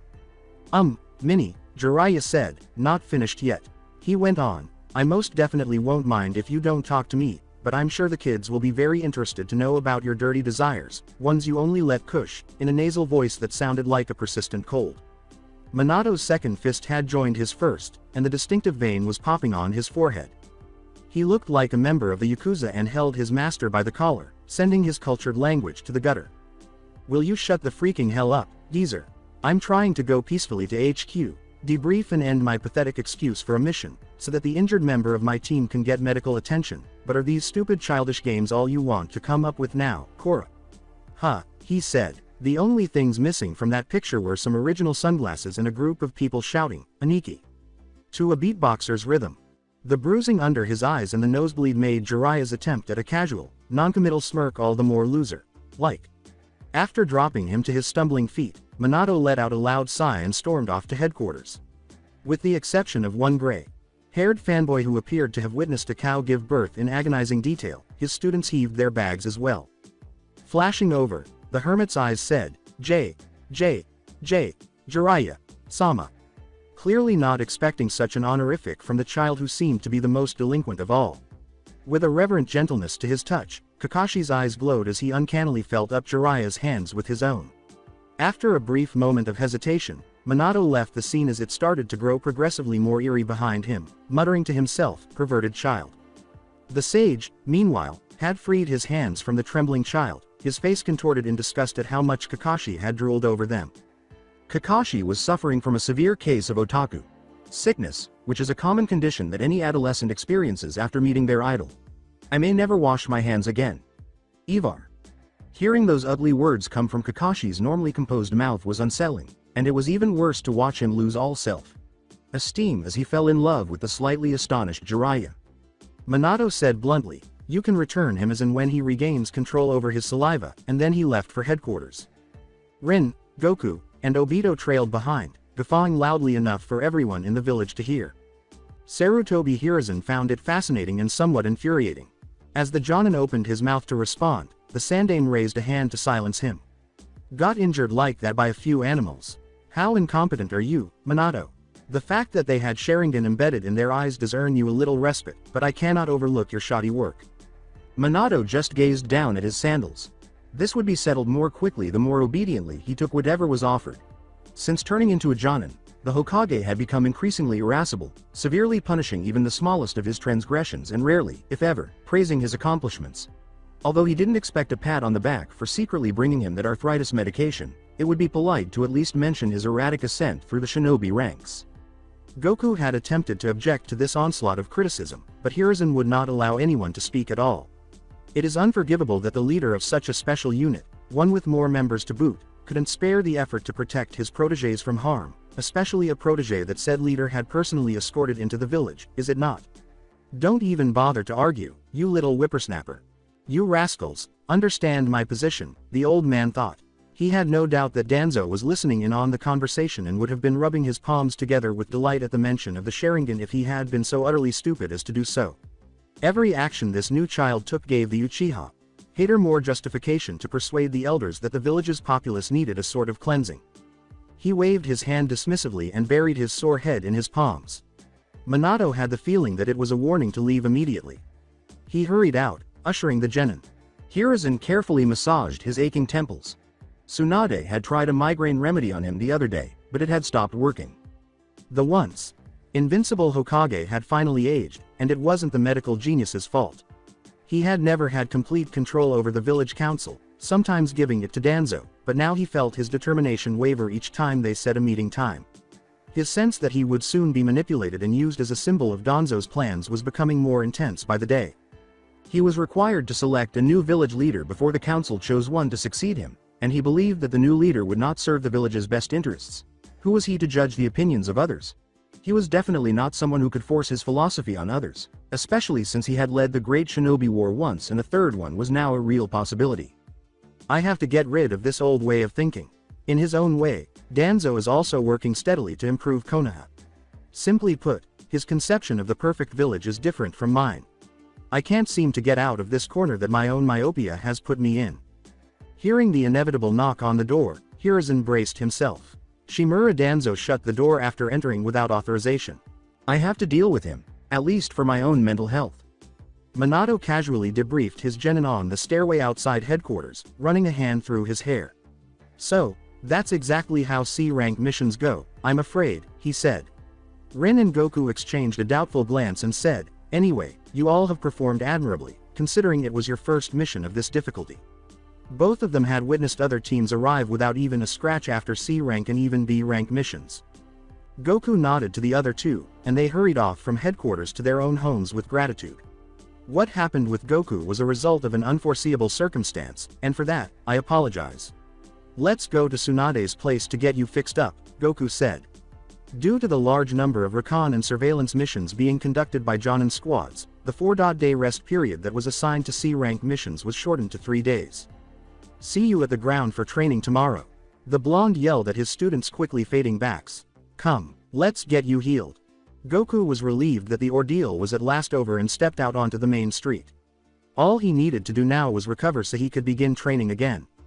Instruction. Abruptly, he raised his good arm and struck himself in the head. Hard. When the crack echoed through the courtyard, Minato turned, his face bewildered. He waved the Jonin away, still silently berating himself. His physicality had been the focus of his entire life until now. He seized every chance to improve his abilities, regardless of the repercussions. For Kami's sake, his family believed he was dead when he went to train with the Yadra clan to learn the instant transmission secret. They wouldn't have known he was still alive if the dragon hadn't told them. Like water off a sheet of wax paper, the consequences of his incredibly self-centered actions used to wash away from him. She had come to terms with the fact that she was far lower on her husband's list of priorities than even hanging out with Master Roshi. Because he believed in his own importance, he had been absent for the majority of Gohan's childhood and adolescence. The most significant example would then be his decision to leave his family behind once more and fuck off to some random location on Shenron's back. He had developed a kind of suspicion as a result of the extensive amount of time he had had to reflect on all these self-centered actions. Perhaps, just possibly, his approach to life was flawed. Perhaps he ought to take a moment to appreciate the company of those he loved rather than abandoning them to go and fucking train. A little irritated by his own fixation with strength, he reflected, those 10 days before the Cell Games were some of the best days of my entire life. He was only able to defeat the most formidable of the bastards who threatened to upend everything in order to achieve their half-crazed objectives, and it was that very drive to improve, that competitive streak in him, that had shielded the inhabitants of Earth, Namek, and perhaps the universe. However, this is where, why can't I just take a short break? Why does my mind always feel the need to work and get better? Why am I unable to just take a day off and spend it with Makoto for lunch or listening to Kushina complain about anything? Why? We're here, Minato said, tapping Saiyan's distracted forehead to bring him back to the here and now. They stood before a rather unremarkable one-story hut. Minato approached the door and knocked 3 times. With the obvious question already in her eyes, Tsunade opened the door a full minute later. Minato started, "Could you please heal?" The door slammed shut, saying, "No." The sudden noise made the Jonin wince. He knocked once more and shouted through the dense wood, "Come on, as a favor, I'll owe you big time." After 5 more minutes of waiting, they made the decision to give up. "The hospital it is," Minato smiled surreptitiously. Goku frowned. "I don't understand why that is a bad thing," he said. "I perfectly like being normal, you know. I don't want this unnecessary attention. You wouldn't have taken the others to the lady to be healed, right?" Minato was taken aback. It seemed that he was only now becoming aware that he was being partial. He sighed as he said, "Okay." Goku didn't need to recover any more quickly than the others at all. Instead of making the Saiyans stand out as a special case, he wanted them to blend in. Most people found the resentment to be too much to bear. Although he wasn't certain if Goku could manage it, he was determined not to try and take that chance. He had to make Goku as unassuming and unremarkable as possible. Even if it meant recovering more slowly. Even though he was personally acquainted with the village's top healer. "Come," he called out. "I'll take you to the village hospital." Boom. With a loud clatter, the hut door behind them opened. Tsunade stood at the doorway, looking very irritated, and Jiraiya grinned smugly behind her. Before Minato could react, she grabbed the teenager by the scruff of his neck, dragged him inside, and closed the door. The blonde was so duped that he just waited outside and scratched his head. What on earth just took place? Goku was nursing his shoulder wound, his face wrinkled in agony. The dwelling's interior was rather small. This house was obviously designed to accommodate only one guest, and perhaps 2 if they didn't mind sitting awkwardly close to one another. For the 4 people who were occupying the space at the time, it was quite the struggle. The gray-haired hermit man, his gray-haired fanboy, and the healer lady were all counted by the Saiyan. It feels like the start of a comedy skit that I would really rather not be a part of. The first half of her name, "Let's get you healed, you little twerp," aptly describes her. It's soon. Soon. She simply focused a little while covering his bandaged shoulder with her palm. The same numbness crept beneath Goku's skin, the tissue tingling as if it had dozed off. This was only the 3rd time he had had this kind of quick recovery, and the 3rd time was certainly not the charm. He found it difficult to stay motionless as the unsightly crawling feeling started to spread throughout his body, affecting his training injuries as well as other minor cuts and bruises he had picked up over the previous few days. Tsunade glanced at him briefly after she was finished, looking for any spots she might have overlooked. Her gaze was always drawn to his tail, the only oddity in his body. Goku was used to people's shocked looks when they saw his tail for the first time in their lives, so he didn't feel embarrassed. Instead, he was taken aback by their unusual lack of feeling. Seeing crazy people everywhere must give you a somewhat cynical outlook on life, I suppose. At last, the man claiming to be Minato's sensei turned away from Kakashi and faced the healer woman. His cheeks began to flush. "Tell me, Tsunade," he started. "Is this the legendary protege you were telling me about?" She was already calling him a legendary protege, even though he hardly knew her. Seemingly, it wasn't something that occurred frequently. "Shut up, Jiraiya." Tsunade's expression was devoid of any hint of shame. Then she most likely hadn't said it. Goku felt foolish for raising his expectations. He was still very little in the village, and it probably didn't matter that she had healed him twice. But as far as Goku could recall, she had still invited him to train under her. He could become her apprentice once he became a Chunin. She might have meant a future protege. Suddenly, Jiraiya seemed very interested in him. "Tell me your name, kid," she said. He pushed away the furious gray-haired teen who was vying for his idol's attention while making eerie eye contact and gesturing for him to respond. He answered, "Son Goku," and then he realized Minato was waiting outside. He got up to go. Nobody intervened or cared in the least whether he stayed or went. The Saiyan, completely bewildered, left the hut of insane people and went back to the real world, which was only marginally less insane. On the opposite side of the street, Minato was seated on a bench. But Goku was not even glancing at his blonde sensei. He was initially drawn to the girl seated beside him. His mind flashed through the premonitions. He fought to maintain a neutral expression as he was tormented by images of a likely future that kept overlaying her tear-streaked, melancholy face over her present one. He approached, held up his hand, and managed to mumble, "Hi," with a smile from Uchiha Makoto. Goku's universe was suddenly awash in color. Color filled everything, and his nightmares already seemed less significant. She gave the Jonin a furious look, but he ignored it. "How was your mission? I heard from Minato that you got badly injured on this trip as well," she said. The Uchiha appeared to have yet to recover from the blonde's insane outburst and subsequent betrayal of his genins. Why hadn't she forgotten it yet, when it had been over a month? Perhaps it is because she adores. No, no, no, he slammed his head against the closest lamppost and repeated. That dream was nothing more than a professional rapist repeatedly fucking his life. He longed to see that absurd series of events that his mind had apparently created out of thin air for the millionth time. He had to repress his ambivalent feelings for her until he was old enough to take action, and probably for decades after that. It was disgusting to even consider ruining their friendship with the kind of ugly, couple nonsense that was going through his head. I'm never going to let myself get that low. Never. Sun.kun. The Uchiha was very surprised that no one had spoken in the last minute and a half because she had just asked Goku a very important question. It didn't appear that the Saiyan's usual eagerness to train was the cause of his extreme fidgetiness today. He was obviously avoiding eye contact with her, which caused her mind to race with potential solutions. Is it possible? Did Minato tell me that he slipped and hurt himself again? In the absence of Kushina and me, is he really that much of a dolt? Her pitiful, naive mind was utterly oblivious to the treasonous thoughts that were presently burdening the Saiyan, she thought. She was still young. People of that age rarely gave much thought to the ramifications of their choices, preferring to live their lives as they see fit. She had learned to put all of that behind her, even in light of the quicker maturation she had gained by participating in the conspiracy-filled atmosphere that the Uchiha enclosure had turned into. Almost all of her new friends were from outside her clan. At least where it counted most, Kushina was like a sister to her. Regarding Sun.kun, every time she spoke with him, she experienced feelings that she was unable to adequately describe. He somehow always grasped her point of view, drawing weighty, frequently inexpressible conclusions without ever needing her to explain them in detail. He seemed to have the ability to read minds. One minute she would be reluctant to share personal or embarrassing information about herself, and the next he would always guess what it was.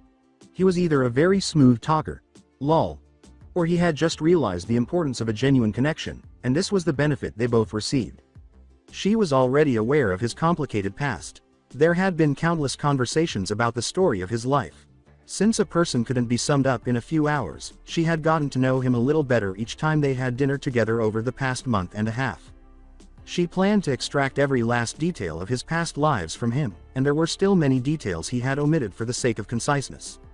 Nonetheless, the dialogue was always reciprocal, and she had divulged the same amount of personal information to him, occasionally stoking his interest to the extent that she frequently worried about disclosing private information. Makoto didn't care. The ugly relations between the shinobi villages were a constant migraine, and the tensions between her clan and the village were just a bothersome headache. Her feelings for him had started to change as a result of these encounters and frequent reminders of their intense chemistry. What had started out as a rather senpai-like fondness for a junior who was on the same path as her had transformed into a turbulent flood of adoration and compassion. She always expected a good time and always had a better 2 hours than she had ever imagined, so she looked forward to his company with a smile on her face. Now, their customary requests for dinner together had taken on a very casual tone, with a straightforward, dinner? Followed by the equally brief, cool. Sun.kun felt a little strange today for some reason.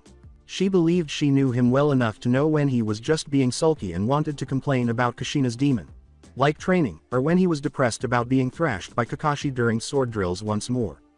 She had never seen this side of him before. He had the appearance of someone who was carrying 1,000 sorrows on his back.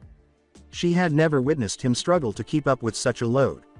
With a no-fucks-given smile and a determination that would make some of the best in the village blush, he handled both laughter and sadness with the same attitude. It was becoming painfully clear that something terrible had happened during their mission, and that very smirk of confidence had been gone from his face. I have to see what he's having trouble with. The long silence was broken by her calling out, dinner. The Saiyan unconsciously said, cool, most likely not even noticing the question. He was so used to the question that he didn't have to think before responding. He shook himself out of his reverie, protesting that he really couldn't make it, just as his mind finally processed what he had just said. In an effort to calm his nerves, Makoto ignored his weak attempts to reschedule their meeting. Several times before, when he had observed her feeling irritable or depressed, he had done the exact same thing to her. At last he hung his head and muttered a soft, fine, his posture slumped in defeat. There we have it. Sun.kun, was that really that difficult now? Minato. The three of them jerked their heads in the direction of the voice. Goku and Makoto only needed to look at Kushina's furious face to know.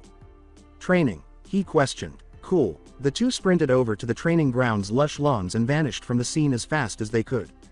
After that healing, Goku's speed and footing improved even more, which did not surprise him in the least. The regeneration of Saiyan was a crazy boon. Weariness caused him to slow down, and since it made no sense to reach before the Uchiha did, he followed her until he made a big leap onto the slope that led to the ground and rolled down while laughing loudly. It was far more difficult than they had ever thought to get up after a roll like that. The awkwardness made them laugh so hard that they both fell back to the ground, even if one did manage to stand up. They gave up after 5 minutes and decided to simply lay down and gaze up at the sky until the spinning ceased. Makoto glanced at Goku briefly. The smile had returned, as if the distractions and troubles of the previous few minutes had vanished. That gave her a great deal of relief. Son. Kun's identity was still intact.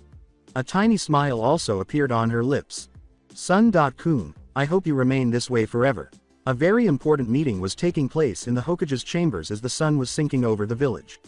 The conference, which was held away from the picturesque twilight, needed to be held in complete secrecy because it was to determine the village's future and ultimate course. Shimura Danzo stood beside his fiercest rival, silently observing Sarutobi Hiruzen's speech to the assembled Jonin. Since most had been senseis of genin teams for a long time, they were already familiar with the process, so the speech was brief. The briefing never worked. From what Danzo recalled, the only thing that decided whether or not the idiots would take part in the sacred Village Kill Fest was their desire to have a team graduate to Chunin as soon as possible. The yearly tournament had been cancelled because of the Second Shinobi War, and the last Chunin selection examination, which had brought the entire village together, had taken place 4 years prior. Nevertheless, violence was going to be the norm during these periods of comparatively calm conditions, leading to numerous casualties and unanticipated accidents. Danzo was certain that the disorganized louts in front of him were unaware of the risks involved in putting their young charges into such a bloody, chaotic death fight. Despite the fact that every genin he had ever trained had either died or had somehow feigned his death to join the route, he had never shied away from using his 3 names, even during his time as an instructor. His turnover rate of students into root assassins who could and would do anything he wanted was fairly high because he had always made sure that only those who could pull off such deception were initially assigned under him. Namikaze Minato was the only Jonin who appeared somewhat worried about his subordinates. The blonde seemed to be thinking about it a lot. However, he was forced to. Selecting your top 3 out of 4 was never easy, particularly when they were all succeeding in their own right and not giving the other team even the slightest advantage. Danzo didn't see how skill was even relevant in this situation. The outsider couldn't be entered as a participant, of course, because he had to remain one. Hiruzen, on the other hand, disagreed with his philosophy and opposed him whenever possible. Only a month and a half after the child's arrival, he would have the opportunity to compete against some of the greatest in his generation? It was an absolutely retarded idea, but what could be done? He was reminded by Hiruzen's obnoxious expression that he was not the Hokage and that his words were not as important as those of the kind but somewhat too pacifistic Sarutobi. In some way, he had brought himself back to prominence in the council, gradually regaining his composure and persuading the elders that Goku was a valuable member of the village. However, he could be more helpful once he was able to complete the apprenticeship and training that Tsunade had planned for him after he became Chunin. In essence, he was helping the child advance through the ranks by providing him with constant spoon-feeding, which made him invaluable in the eyes of the feudal lord and the elders. Danzo was adamant that the 13-year-old whelp had done nothing at all to merit such a quick career. Once more, however, Hiruzen had abused his position by claiming that he had been appointed Hokage for a reason, that reason being the welfare of Konoha. He pulled out that specific sword, and Danzo could do nothing to stop it. Team 4's leader took the initiative. I proposed that my team, consisting of Sarutobi Asuma, Kurenai Yuhi and Namiyashi Rado for the examination. I believe that they have the experience necessary to become Chunin, what with them having been genin very efficiently for the last month now. The Hokage simply nodded his head. This team would undoubtedly be entered. The time had come for them to become Chunin. Proposals poured in after the first Jonin's abrupt declaration sort of broke a dam. Another Jonin whose team was the overwhelming favorite, Akamichi Choza, also submitted his names. After 4 years, the longest any sensei had ever waited to list his team's names, Meidagai, Shiranui Genma, and Ebisu were set to take the exams. Danzo's nose wrinkled in disgust.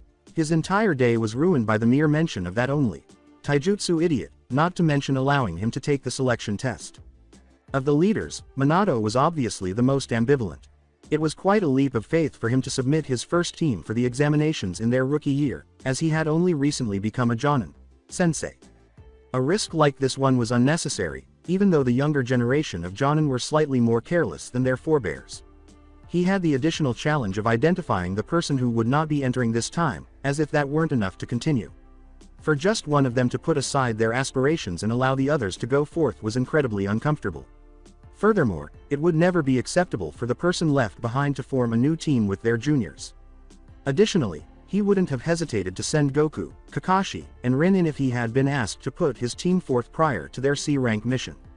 His decision had grown more difficult in light of Goku's strange dreams and mental instability, as well as Obito's unexpected rise to fame with his newfound Sharingan. Being a prodigy, Kakashi deserved nothing more than to become a Chunin as quickly as possible. He had to form a team, but it would be difficult to pick two from the three.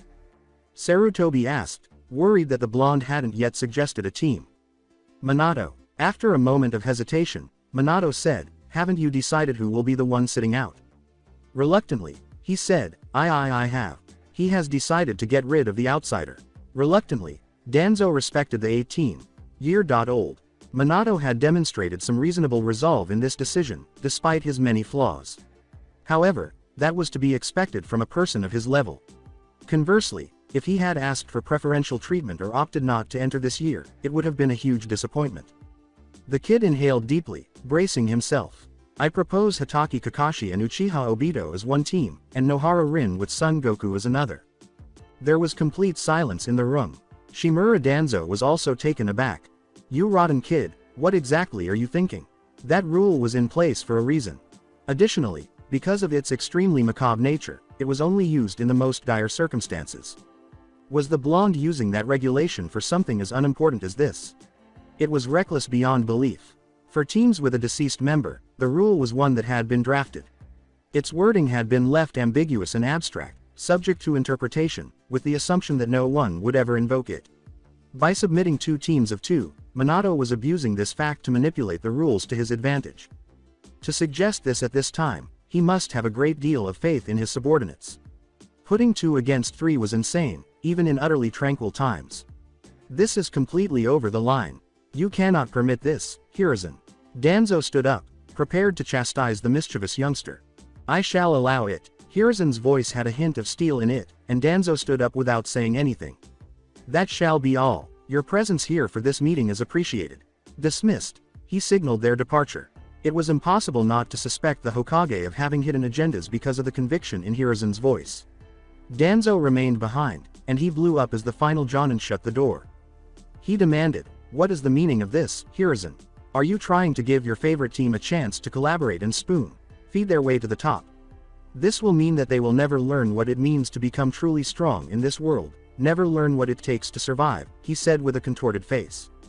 Hiruzen remained silent. He simply grabbed a letter off his desk and gave it to the enraged Danzo.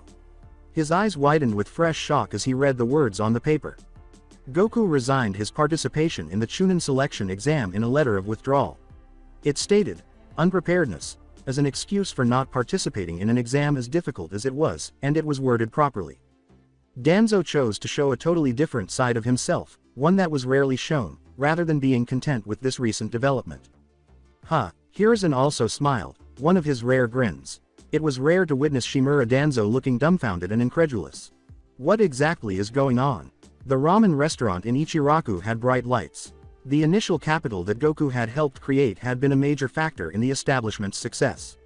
Wearing a floral kimono, Uchiha Makoto stood beneath the awning. She had barely been able to seek cover from the rain before her clothes became soaked. She looked at her watch for a moment. The remaining 5 minutes remained. This time, Goku had promised to arrive on time. And there he was, without an umbrella, strolling down the muddy street, grinning unrestrainedly up at the overcast sky. It was fairly wet by the time he changed into a clean GI. Rain had caused his hair to lose its spiky appearance, causing it to hang down. As Makoto gazed at his carefree face, her heart dropped slightly from her lips. It seemed that his unexpected encounter with the Hokage had gone well. Instead of greeting him, he grinned as he stepped underneath. She was compelled to reciprocate the same feeling. There was no cause for depression or any other form of sadness today. He didn't have to go home early today to get some rest for training the following day. She could spend as much time as she wanted with him today. As they walked in, she inquired, "So, how did it go?" Ichiraku gestured enthusiastically toward the seat closest to his walk. Goku turned to her while perched on the tall stool and gave her a confident nod. "It went rather well, I must say," Goku answered back. "He asked a few questions, and I answered them. His Excellency seemed very satisfied by my story, judging by his expression after I was done." She gently persuaded him, "Don't get your hopes up, Sun.kun, Sarutobi. Sama does have a very sadistic sense of humor." "Really?" smirked Goku. He was devouring his bowl of ramen with reckless abandon, splattering miso soup across the counter as it arrived. He made gulping noises to punctuate his statement. "He said that I could do whatever I wanted for the next 3 days, before starting my training under the healing lady in parallel with my missions." Makoto chuckled, "Tsunade. Sama, Goku," at Goku's disrespect for his future sensei. Goku was unconcerned. He was too preoccupied to order 5 more bowls, to which Ichiraku replied emphatically, "Okay."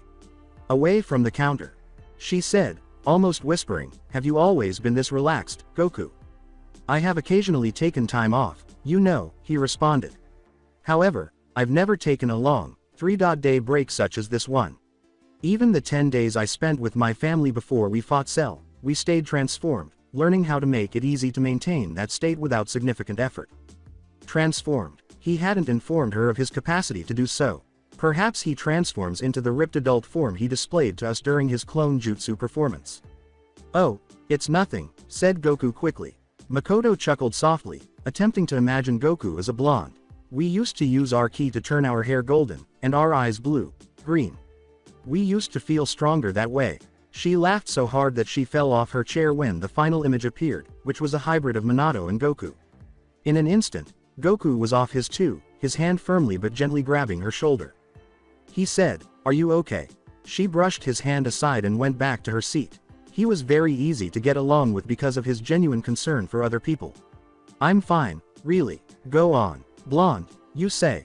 She couldn't help but feel happy as well as he did as he protested against being called blonde. After her own missions were finished, their team was given a 5-day break before starting their next round of missions. She was free to spend as much time as she desired with him. He would most likely end up visiting the training grounds to observe his team's intense practice sessions. Instead of taking place a year later as planned, their Chunin examination was postponed and would now take place 3 months later. Even Makoto was aware that it was enjoyable to make Kakashi's life miserable, particularly for the Saiyan. "It's going to be a lot of fun. Sun.kun, don't you think so?" Whoosh. As Uzumaki Kushina twisted, turned, and dodged to fend off Kakashi and Rin's combined attack, huge drops of sweat separated from her skin and cascaded down her face in rivulets. As they wielded them, kunai whistled in their hands, preventing her from doing much more than defending herself. The 17-year-old appeared to have very little chance in this round due to extreme pressure and being on the defensive. However, there was a reason why chances were called that. Kushina was known for beating the odds, bleak or not. And she beat them, really beat them. The match's current state was altered in an instant. When Kakashi went to give the redhead a quick stab, he made a tiny mistake in his footwork. His foot stumbled slightly and landed on a small patch of rough grass. That's exactly what Kushina was waiting for. She casually tapped his knee with her free hand while his blade continued to come in from the front, using the other to seize Rin's simultaneous attack from the other side. The Red Devil quickly dispatched Rin, who was undoubtedly unable to face the Chunin by herself, as Kakashi struggled to regain his equilibrium after his fulcrum abruptly shifted. With a sudden paper explosive thrown into her hand, Kushina disarmed her and struggled for her torso, pushing her away with her own momentum and directly into Kakashi's path. After a humorous collision, the two fell onto the recently mowed lawn, too exhausted and confused to move forward. HMPH. Useless. With disgust, Kushina nearly spat. Even though these two young people were far from being Chunin, she believed that they still shouldn't have been permitted to leave the academy. Even though the 4-man team quickly gained notoriety for breaking the Sanin's own record for the most missions completed in a month, they were still unaccustomed to working as a team to defeat their more experienced instructors when they were being serious. Despite all of that, Kushina was also breathless. It had not been easy to win this spar. Rin's technical expertise was unmatched. Kakashi was skilled and had predatory instincts. Nevertheless, they were pitiful because they couldn't climb the one difficult task that most teams had completed thus far. They appeared to be sufficiently bonded outside of the training fields, they couldn't be friendlier without engaging in nude pillow fights. However, they continued to be annoyingly egocentric during shinobi training, failing to understand even the most fundamental aspects of teamwork. Yes, they had their moments, such as when Rin and Goku used the stylish throw Rasen, whatever combo to defeat the Chunin during their mission, but Minato was the only person she could think of in that story. Furthermore, her boyfriend had a pathological inability to be critical of anything. He was simply too kind to point out areas where they needed to make significant progress. The redhead thought she fit in at this point, being the bitch that doesn't impress. To ensure that they improved, they were contemptuous and dissatisfied with everything they offered. Their own abilities were impressive thus far, of course. However, their pairings lacked originality and charm. To date, no one had recognized that someone needed to take the initiative and give up their personal glory for the team. Regarding skills, yes, but the four had become extremely powerful. As long as the move was within the range of Obito's chakra molding abilities, he could replicate it using his Sharingan. Whatever their two teachers decided to throw at them was stopped by Rin's defensive maneuvers, and Kakashi wielded his sword with the skill and accuracy of an expert. Goku, too. Despite their extensive training, Kakashi and Obito were starting to lag behind that child as he carved out a niche for himself with astounding skill and power. He seemed to be getting better every day, his swordsmanship and chakra control had become extremely accurate and fluid. He was starting to noticeably change in appearance as a result of his diet and consistent dedication to his workouts. A week prior to their selection tests, around Rin's 14th birthday, he had easily defeated Kushina in an arm wrestling match, utterly disregarding the 3-year age gap between the two. Yes, the redhead had spent the next few days living in denial about that incident, but she had eventually come to the conclusion that the child was, in his own damn way, pretty remarkable. She had come to the conclusion that it might be best for him not to take the Chunin exams. The idea of the shinobi rank system was far from the scope of such extraordinary potential. The apathy with which he dismissed his advancement was the only thing that disturbed her. He hadn't had the same drive and desire for strength that he had consistently shown in the past since that night 3 months ago, when he had chosen to withdraw from the competition. Instead, he decided to watch from the sidelines as Makoto, who seemed to visit every chance she got, and Kakashi, Rin, and Obito trained frantically. He was recovering even more quickly as a result of that, for some reason. Even Hokage Sama gave him reluctant nods because he appeared to be more focused and perceptive than before, hitting targets and escorting people with skill and efficiency. As Kushina watched her protege reach new heights with even greater ease than before, she couldn't understand why his growth curve had been arbitrarily accelerated by the lack of training.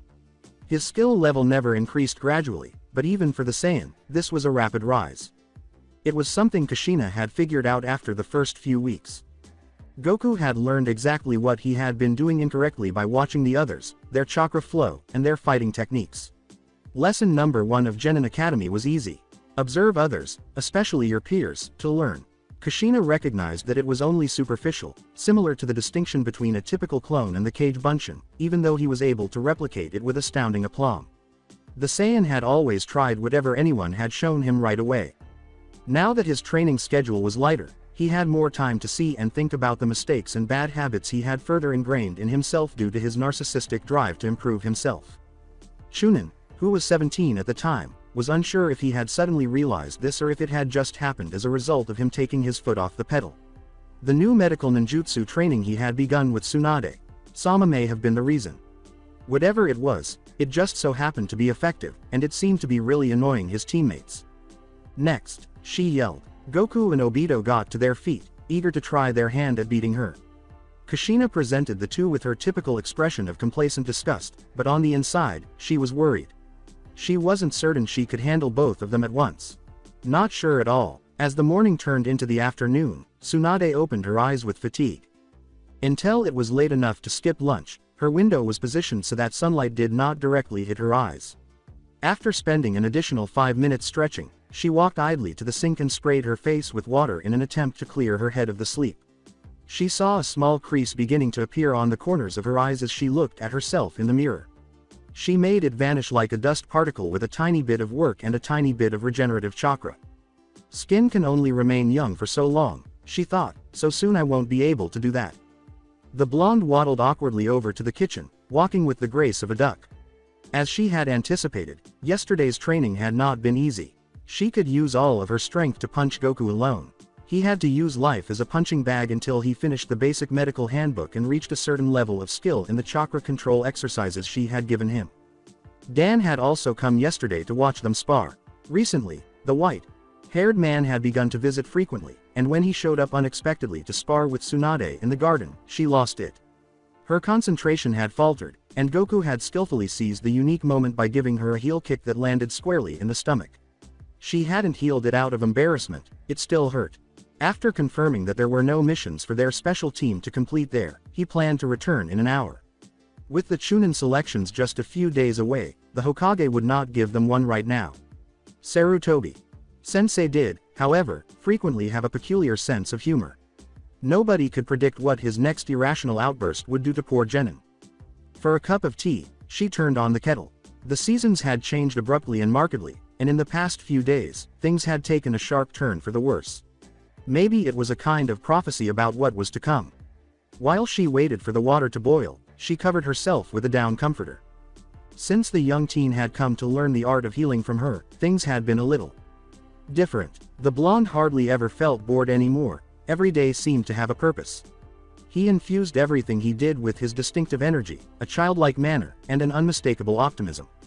Even in the darkest moments, when she thought of Naoki and what had happened to him during the First Shinobi War, she had found herself smiling. His presence served as both a reminder of what she had lost and a hope for better times ahead. She was completely enamored with Dan. This man really got her freak juices flowing, even though she didn't believe in the typical feminine crap she'd seen the other kunoichi do, like fawning and gossiping and all that. He really tried not to tear off his modest kimono robes and take him there. Oh, check the heat. Check the heat. She turned crimson, tossed aside the blanket that was wrapped around her, and walked gingerly into the kitchen. It appeared to be going to rain, and the water was nicely boiling. Excellent. There was a knock on the door as she got closer to the kettle. She shouted, "It's open," without turning around. She thought that Goku must have come. She crushed some leaves in her hands and infused them with a small amount of chakra. The pain would be lessened by them. That one mistake had been enough for her. His voice was starting to break. "Could you make me some too, sensei?" he asked. His sentence had ended with a strangled squeak of the final syllable. She added more leaves and a bit more water to the kettle in response to her ambiguous hum. As her protege settled in, she heard the chair in the dining room being pulled back. This was becoming a habit now. Instead of his usual ration of cold milk, he had started to ask her for tea more often as the weather had cooled. The child was maturing. She turned to see a tidy little ball of chakra balanced on top of his hands and poured the hot liquid into her green ceramic cups. Instead of just dissipating his energy as ninjutsu attacks typically did, he was learning how to better manage it. No, the trick was to keep everything in, to make sure he didn't miss a single tiny detail. The patient could be killed instantly if a single speck were to randomly shoot through their body. She gave a disappointed tut. The Saiyan was in terrible shape. Through the rubble of a mental sphere he had created, tiny strands of chakra particles were slipping through his shaking fingers. She had immediately recognized another flaw in his technique. He was incredibly wasteful with his chakra. When he attempted to replicate the intricate jutsus Minato was introducing him to, he never felt the need to conserve it because he was blessed with an enormous amount of it. He was developing some very bad habits as a result of the abundance of energy that passed through his body, which she was gradually changing. The pace of progress had been slow. Teaching someone how to use chakras was challenging enough, but having to unlearn his incorrect technique and learn the correct one had been a terrible nightmare. He was unable to forget how he intuitively manipulated chakra and start doing it correctly until he had been cursed, failed, and lost his temper for a month and a half. The only benefit of this absurd training was that he was becoming more adept than any of his teammates at controlling his calm state and quickly perfecting his nature and shape transformations. It's possible to argue that making a mistake in the first place was actually a blessing. Of course, that could be said, but to Tsunade, it was just a pointless exercise. However, a requirement this serious could not be ignored.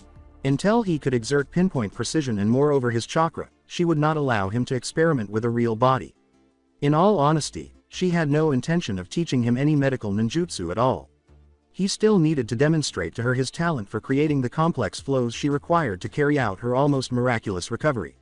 No matter how gifted he was, she wasn't going to waste her time teaching someone who didn't have that talent because only 1 in 1,000 people had it. After setting the cups on the kitchen table, she approached and covered the chakra ball that the Saiyan was attempting to stabilize with her hands. The misdirected streams of chakra that were coming from the sphere disappeared in an instant, and the final product appeared calm and flawless. She winked out the ball after expelling some of her own chakra. She indicated the tea table. "The tea's ready," she said. Goku nodded before getting up and bringing out 2 chairs, one for Tsunade and one for himself. In silence, appreciating the warmth in their hands, they sipped the steaming hot beverage. According to her calculations, Goku should have defeated Kushina by now if he had been paired with another member of his team. The fact that he remained silent about it only demonstrated how much he had grown up over the past 3 months. The people of Konoha continued to live their lives, relishing each moment, in spite of the tensions of the war. Tsunade took a quick look out the window. There was a steady sound of big drops falling onto the pane of glass as the drizzle grew stronger. These peaceful times won't last indefinitely, so why not enjoy them? Yeah. On a sudden whim, Hatake Kakashi punched the wall of the bathroom. The shower continued to run beside him, sluicing all the hot water onto the white floor tiles. The gray-haired prodigy, who usually completes his morning ablutions quickly, was being incredibly late today. He had to arrive at the examination room within the next 15 minutes, or else he would not be allowed to take the Chunin tests today, of all days. Cold feet just before a big event like this was not unusual, but it was a total surprise to the arrogant, cocky 13-year-old. His hesitating thoughts were cleared as he stepped back and felt the hot water splash onto his head. Steeling his nerves, he inhaled deeply. As usual, he dressed sloppily and wiped himself quickly with a towel before leaving. Through his window was the quickest route to the hall. He jumped out of the open frame and hit the ground in a flat-out sprint as soon as his last kunai was tucked into yet another secret place and his last tool pouch was buttoned on. No matter how many times Goku beat him at it, he always felt calmer after wandering around the village. It was something he could not lose to the Saiyan. He took a sharp rightward step, planted his foot on a ramp, and rose off it to the left, directly above the grocery store's awning. He leapt once more, this time to the edge of the next building's parapet, ignoring the owner's irate tirade. Leaning forward, he climbed over, slid his legs over first, and then pushed hard off his hands to land on the parapet. After that, reaching maximum velocity was easy. Goku had sped up his development, and Kakashi had observed a steady improvement in his physical fitness. The rivalry was infectious, and he soon found himself eagerly anticipating each new day, prepared to take on the next sword drill, push, up, or spar head on. He continued to run, purging his mind of any wandering thoughts, even as he glanced at his watch and saw that it was 12 minutes to 0. He had planned this, a theoretical test driven by endorphins in which he would emerge victorious. We would succeed now if only that incompetent Uchiha would do his share of the work. They had been informed of the rules yesterday. The team as a whole failed if any one of the 3 members did not perform well. Even with his newfound Sharingan and his recent victory over Kushina, Obito was an untrustworthy fucktard, but Kakashi was reasonably sure Rin would prevail. Kakashi was prepared to set aside all his instincts and give the idiot a note containing the answers if they had to cheat to pass. Naturally, discreetly, it wasn't cheating if you didn't get caught. Oh, the eternal loser's motto. He leapt from the final rooftop and skidded to a stop in front of the examination center's gates. Directly in front of an Iwagakure genin who was waiting. The fat-faced jerk had a face that looked like a potato salad and seemed a little lost. Get out the way. Kakashi wasn't feeling particularly cooperative. He pushed the fatty out of the way and stepped inside, only to have a powerful hand grab the scruff of his neck and pull him back. He turned to face the man, his face displaying apathy. He had prepared a lengthy, self-righteous monologue directed at the teen with the gray hair, and he appeared to be foaming at the mouth. Temper. Kakashi pulled out his sword and held it across the throng of chins that encircled his face before he could open his mouth. In an instant, the irate man changed to one who was sweating and afraid.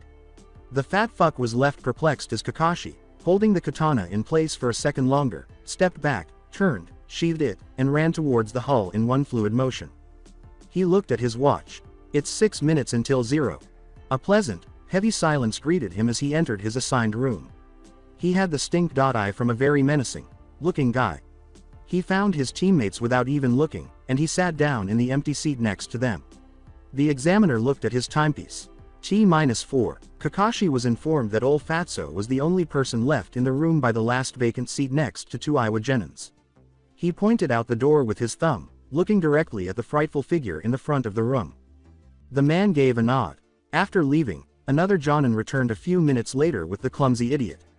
The turnout somehow did not impress Kakashi. He judged each odd face and determined that Hati Asuma's team would present the most difficult obstacle. He ignored the Uchiha and looked to his left, nodding at Rin. Obito became agitated, but a bell rang before he could respond.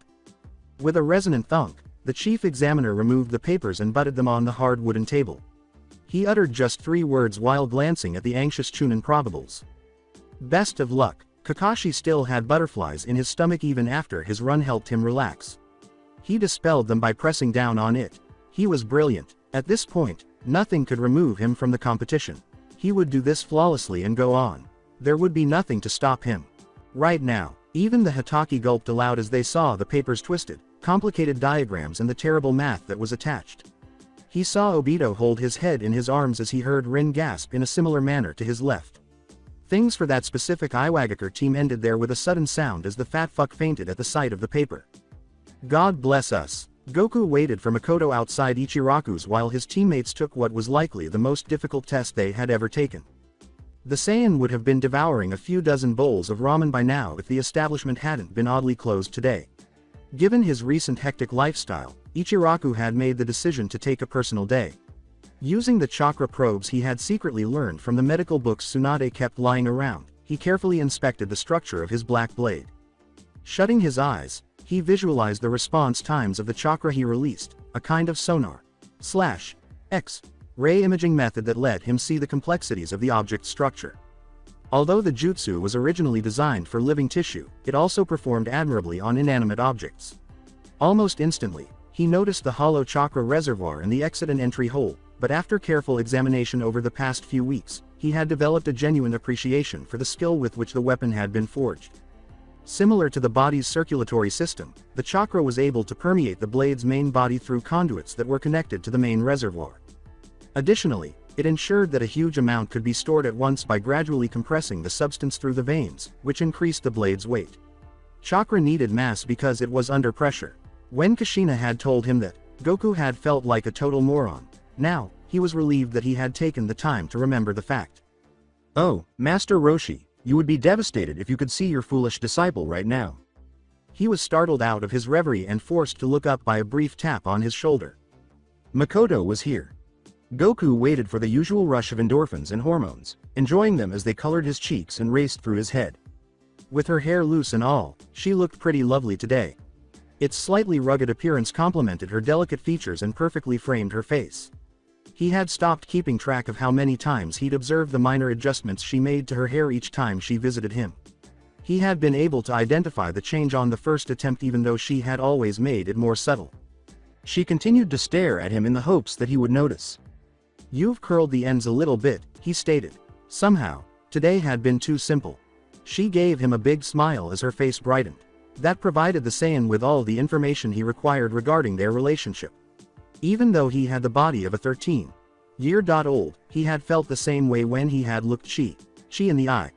He felt terrible about betraying his wife, but since Shenron had told him to forget his past completely, he had come to believe with some sincerity that there was no turning back. After waiting for the moment to pass, he sheathed his sword and stood up. With excitement evident on her face, Makoto stood up straight and placed her hands behind her back. With a lilting soprano, she asked him, "Where to today?" Goku was struggling to maintain his composure. He also broke into a childlike smile. With the Uchiha by his side, he began to walk, picking a direction at random. She fought the urge to take his hand. Makoto had an epiphany just 100 meters into their journey. "Do you want to come over?" Her meaning was unclear to Goku. She chose to explain when he just stood there, perplexed. Her playful expression was enhanced by the smile on the enclosure. "The enclosure? Stupid," she exclaimed. Goku nodded in agreement, his face displaying excitement as well. "I'll show you around inside, if you want. Give you a glimpse of where we live." Knowing full well that he loved racing, she said, "Let's race, then." The Saiyan gave a headshake. "I really want to walk today." Makoto gasped. "In a good way." The Uchiha couldn't help but notice Goku's change over the past 3 months as they strolled together along the main boulevard while taking in the sounds of a leisurely village afternoon. Although he still carried the weight of his past in his eyes prior to beginning his training with Tsunade, he had shown a willful childishness that was simultaneously charming and annoying. The Saiyan had gained a fresh outlook on maturity and had become much more lovable than before his sudden epiphany, as he liked to call it. He seemed happy to let the silence envelop them as he walked next to her. His friends struggled through the paper she herself had passed 11 months ago, making today likely the worst day of their lives. Since she was the recommended age for the level of the test, it had not been as difficult for her. Before making the leap, genin were expected to wait at least a few years. It was best to wait until they were at least 15 or 16 years old. But that guideline quickly turned into a suggestion that no one ever followed again, with the exception of teams that included the Uchiha. Under the guise of allowing their Sharingan to grow further, those particular teams had been held back. Makoto didn't give a shit. She didn't want the quick route to accountability. As a result, she had waited calmly while her teammates clenched their teeth in frustration and rage, occasionally even spitting it on her. Particularly when they were being left behind in the rat race, Makoto had come to understand how petty people could become. Once more, the child who was walking beside her had also shown himself to be unique in that regard. Goku had decided to halt his rapid ascent in order to devote more time to learning the more intricate facets of ninjutsu, even though he had the talent and skill to ace the tests with ease. In an attempt to get him to keep up with his new sensei, the energetic Tsunade, Makoto had frequently assisted him with his lessons. She had instructed Int. Med. Makoto remembered her temper well, and she taught ninjutsu for a week each month as a guest instructor. The weapon-like quality that Goku inherently gave his chakra handling was the flaw she had noticed almost instantly. That day, perhaps for the first time in his long life, he had uttered the words, "so many damn errors," in frustration. She had given in and given him some leeway. When any of her subordinates made mistakes, Tsunade was ruthless in her reprimands. It is understandable why she was feared as the most difficult teacher to pass the Int. Under Med. As a Uchiha, Makoto had hardly gone by without honing her control with her Sharingan. In the distance, they could see the desolate walls of the Uchiha stronghold as they turned the corner. Makoto calmed herself by taking a deep breath. No one will say anything, she told herself, so it will be all right. To the Uchiha, Goku is nothing more than a friend. She arrived at the gate and used her right hand to swing it open. There was not even a squeak as it opened. They had maintenance and repairs completed immediately because they were the Konoha police force. At least they had that privilege. She heard Goku suppress a gasp and stepped in. Nothing is going to happen. The streets surrounding the enclosure were empty as the afternoon breeze blew through them. It seemed to miss one bush in particular, which remained motionless as death, rustling the surrounding foliage. It appeared to be moving among the others just because those around it were. The appearance of movement. Very clever. Danzu's rude assassin remained motionless and silent, having been told to watch only. His instructions were very clear. Present proof that the child and the traitors had some sort of relationship. And that evidence, tied with a pretty satin bow, was not going to show up. He needed to find a way inside, monitor Goku's movements, and take a picture of him interacting with the top brass of Uchiha. He sat thinking frantically. He lit a cigarette and took a long drag, relishing the effects of the nicotine. He had frequently questioned why he had been given this particular surveillance task. He was not the Root's most intelligent or talented member. For failing his previous mission, which was also connected to the boy, Danzo himself had come dangerously close to decapitating him. It was right here that he and his team had failed to kill him. At the time, he had been perplexed by Danzu's kindness. Now, however, he understood why that reaction was out of character. It is clear that his master had faith in him and was sure he could perform his duties effectively this time. He was suddenly thankful for the opportunity to disprove his doubters. All gung ho, he looked around again until he was certain there was no safer way to get in than from the front. He emerged from his hiding place and moved stealthily to the door. The Uchiha must not have been so paranoid as to fortify the entrance to their enclosure. That would be too much of a betrayal. It had not yet been reached by the conflict. He cautiously extended a finger to check the door. Nothing. He opened the door with a sigh that was barely contained. Thunk. The kunai that struck him was moving so quickly that it appeared to have been fired from a cannon. It lodged in his hard muscle and blasted through his floating ribs like so much wet paper. His arms flopping inertly, he was dead before the high-velocity blade could push him a full 2 meters to his right. A pleasant trail of spurted blood led from the gate to his resting place, where he landed in a handy heap to the right of the entrance. With a gleeful smile on his snake-like face, Orochimaru lowered his specially made kunai launcher. You didn't get to test new weapons on live targets very often. For the past 6 months, the Sannin had been holding off on using it on someone. The chance had never come up until now, for some reason. He had liked applying it to the muscle tissue he had grown and to cardboard cutouts, but this was a completely different matter. In his laboratory, he was unable to reproduce the facial expressions that accompanied such a brutal death. That being said, Danzu's scheme was pretty clever. The addition of an actual murder from which the child escaped unharmed would demonstrate to the elders that the threat posed to the village by him and the Uchiha was steadily increasing, despite the story's repetition and setting. Since the kunai launcher was unusual, it would also be presumed that the attacker was struck by a regular shinobi with some kind of insane, enraged power. This was meticulously planned by Danzo.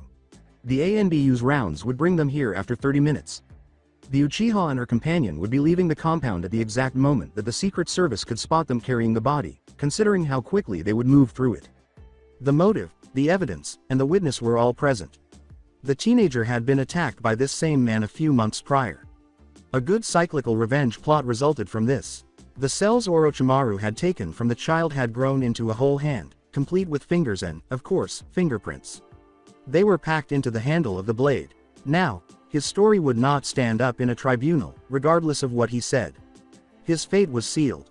There was just one potential hazard. That in some way, the Uchiha girl managed to keep him indoors for longer than Danzo had planned. It was quite a risk, considering the Uchiha's tendency toward unpredictability. However, there was enough evidence to start an investigation even if the child wasn't apprehended on the scene, further deteriorating ties between the village and the Sharingan clan. It was mutually beneficial.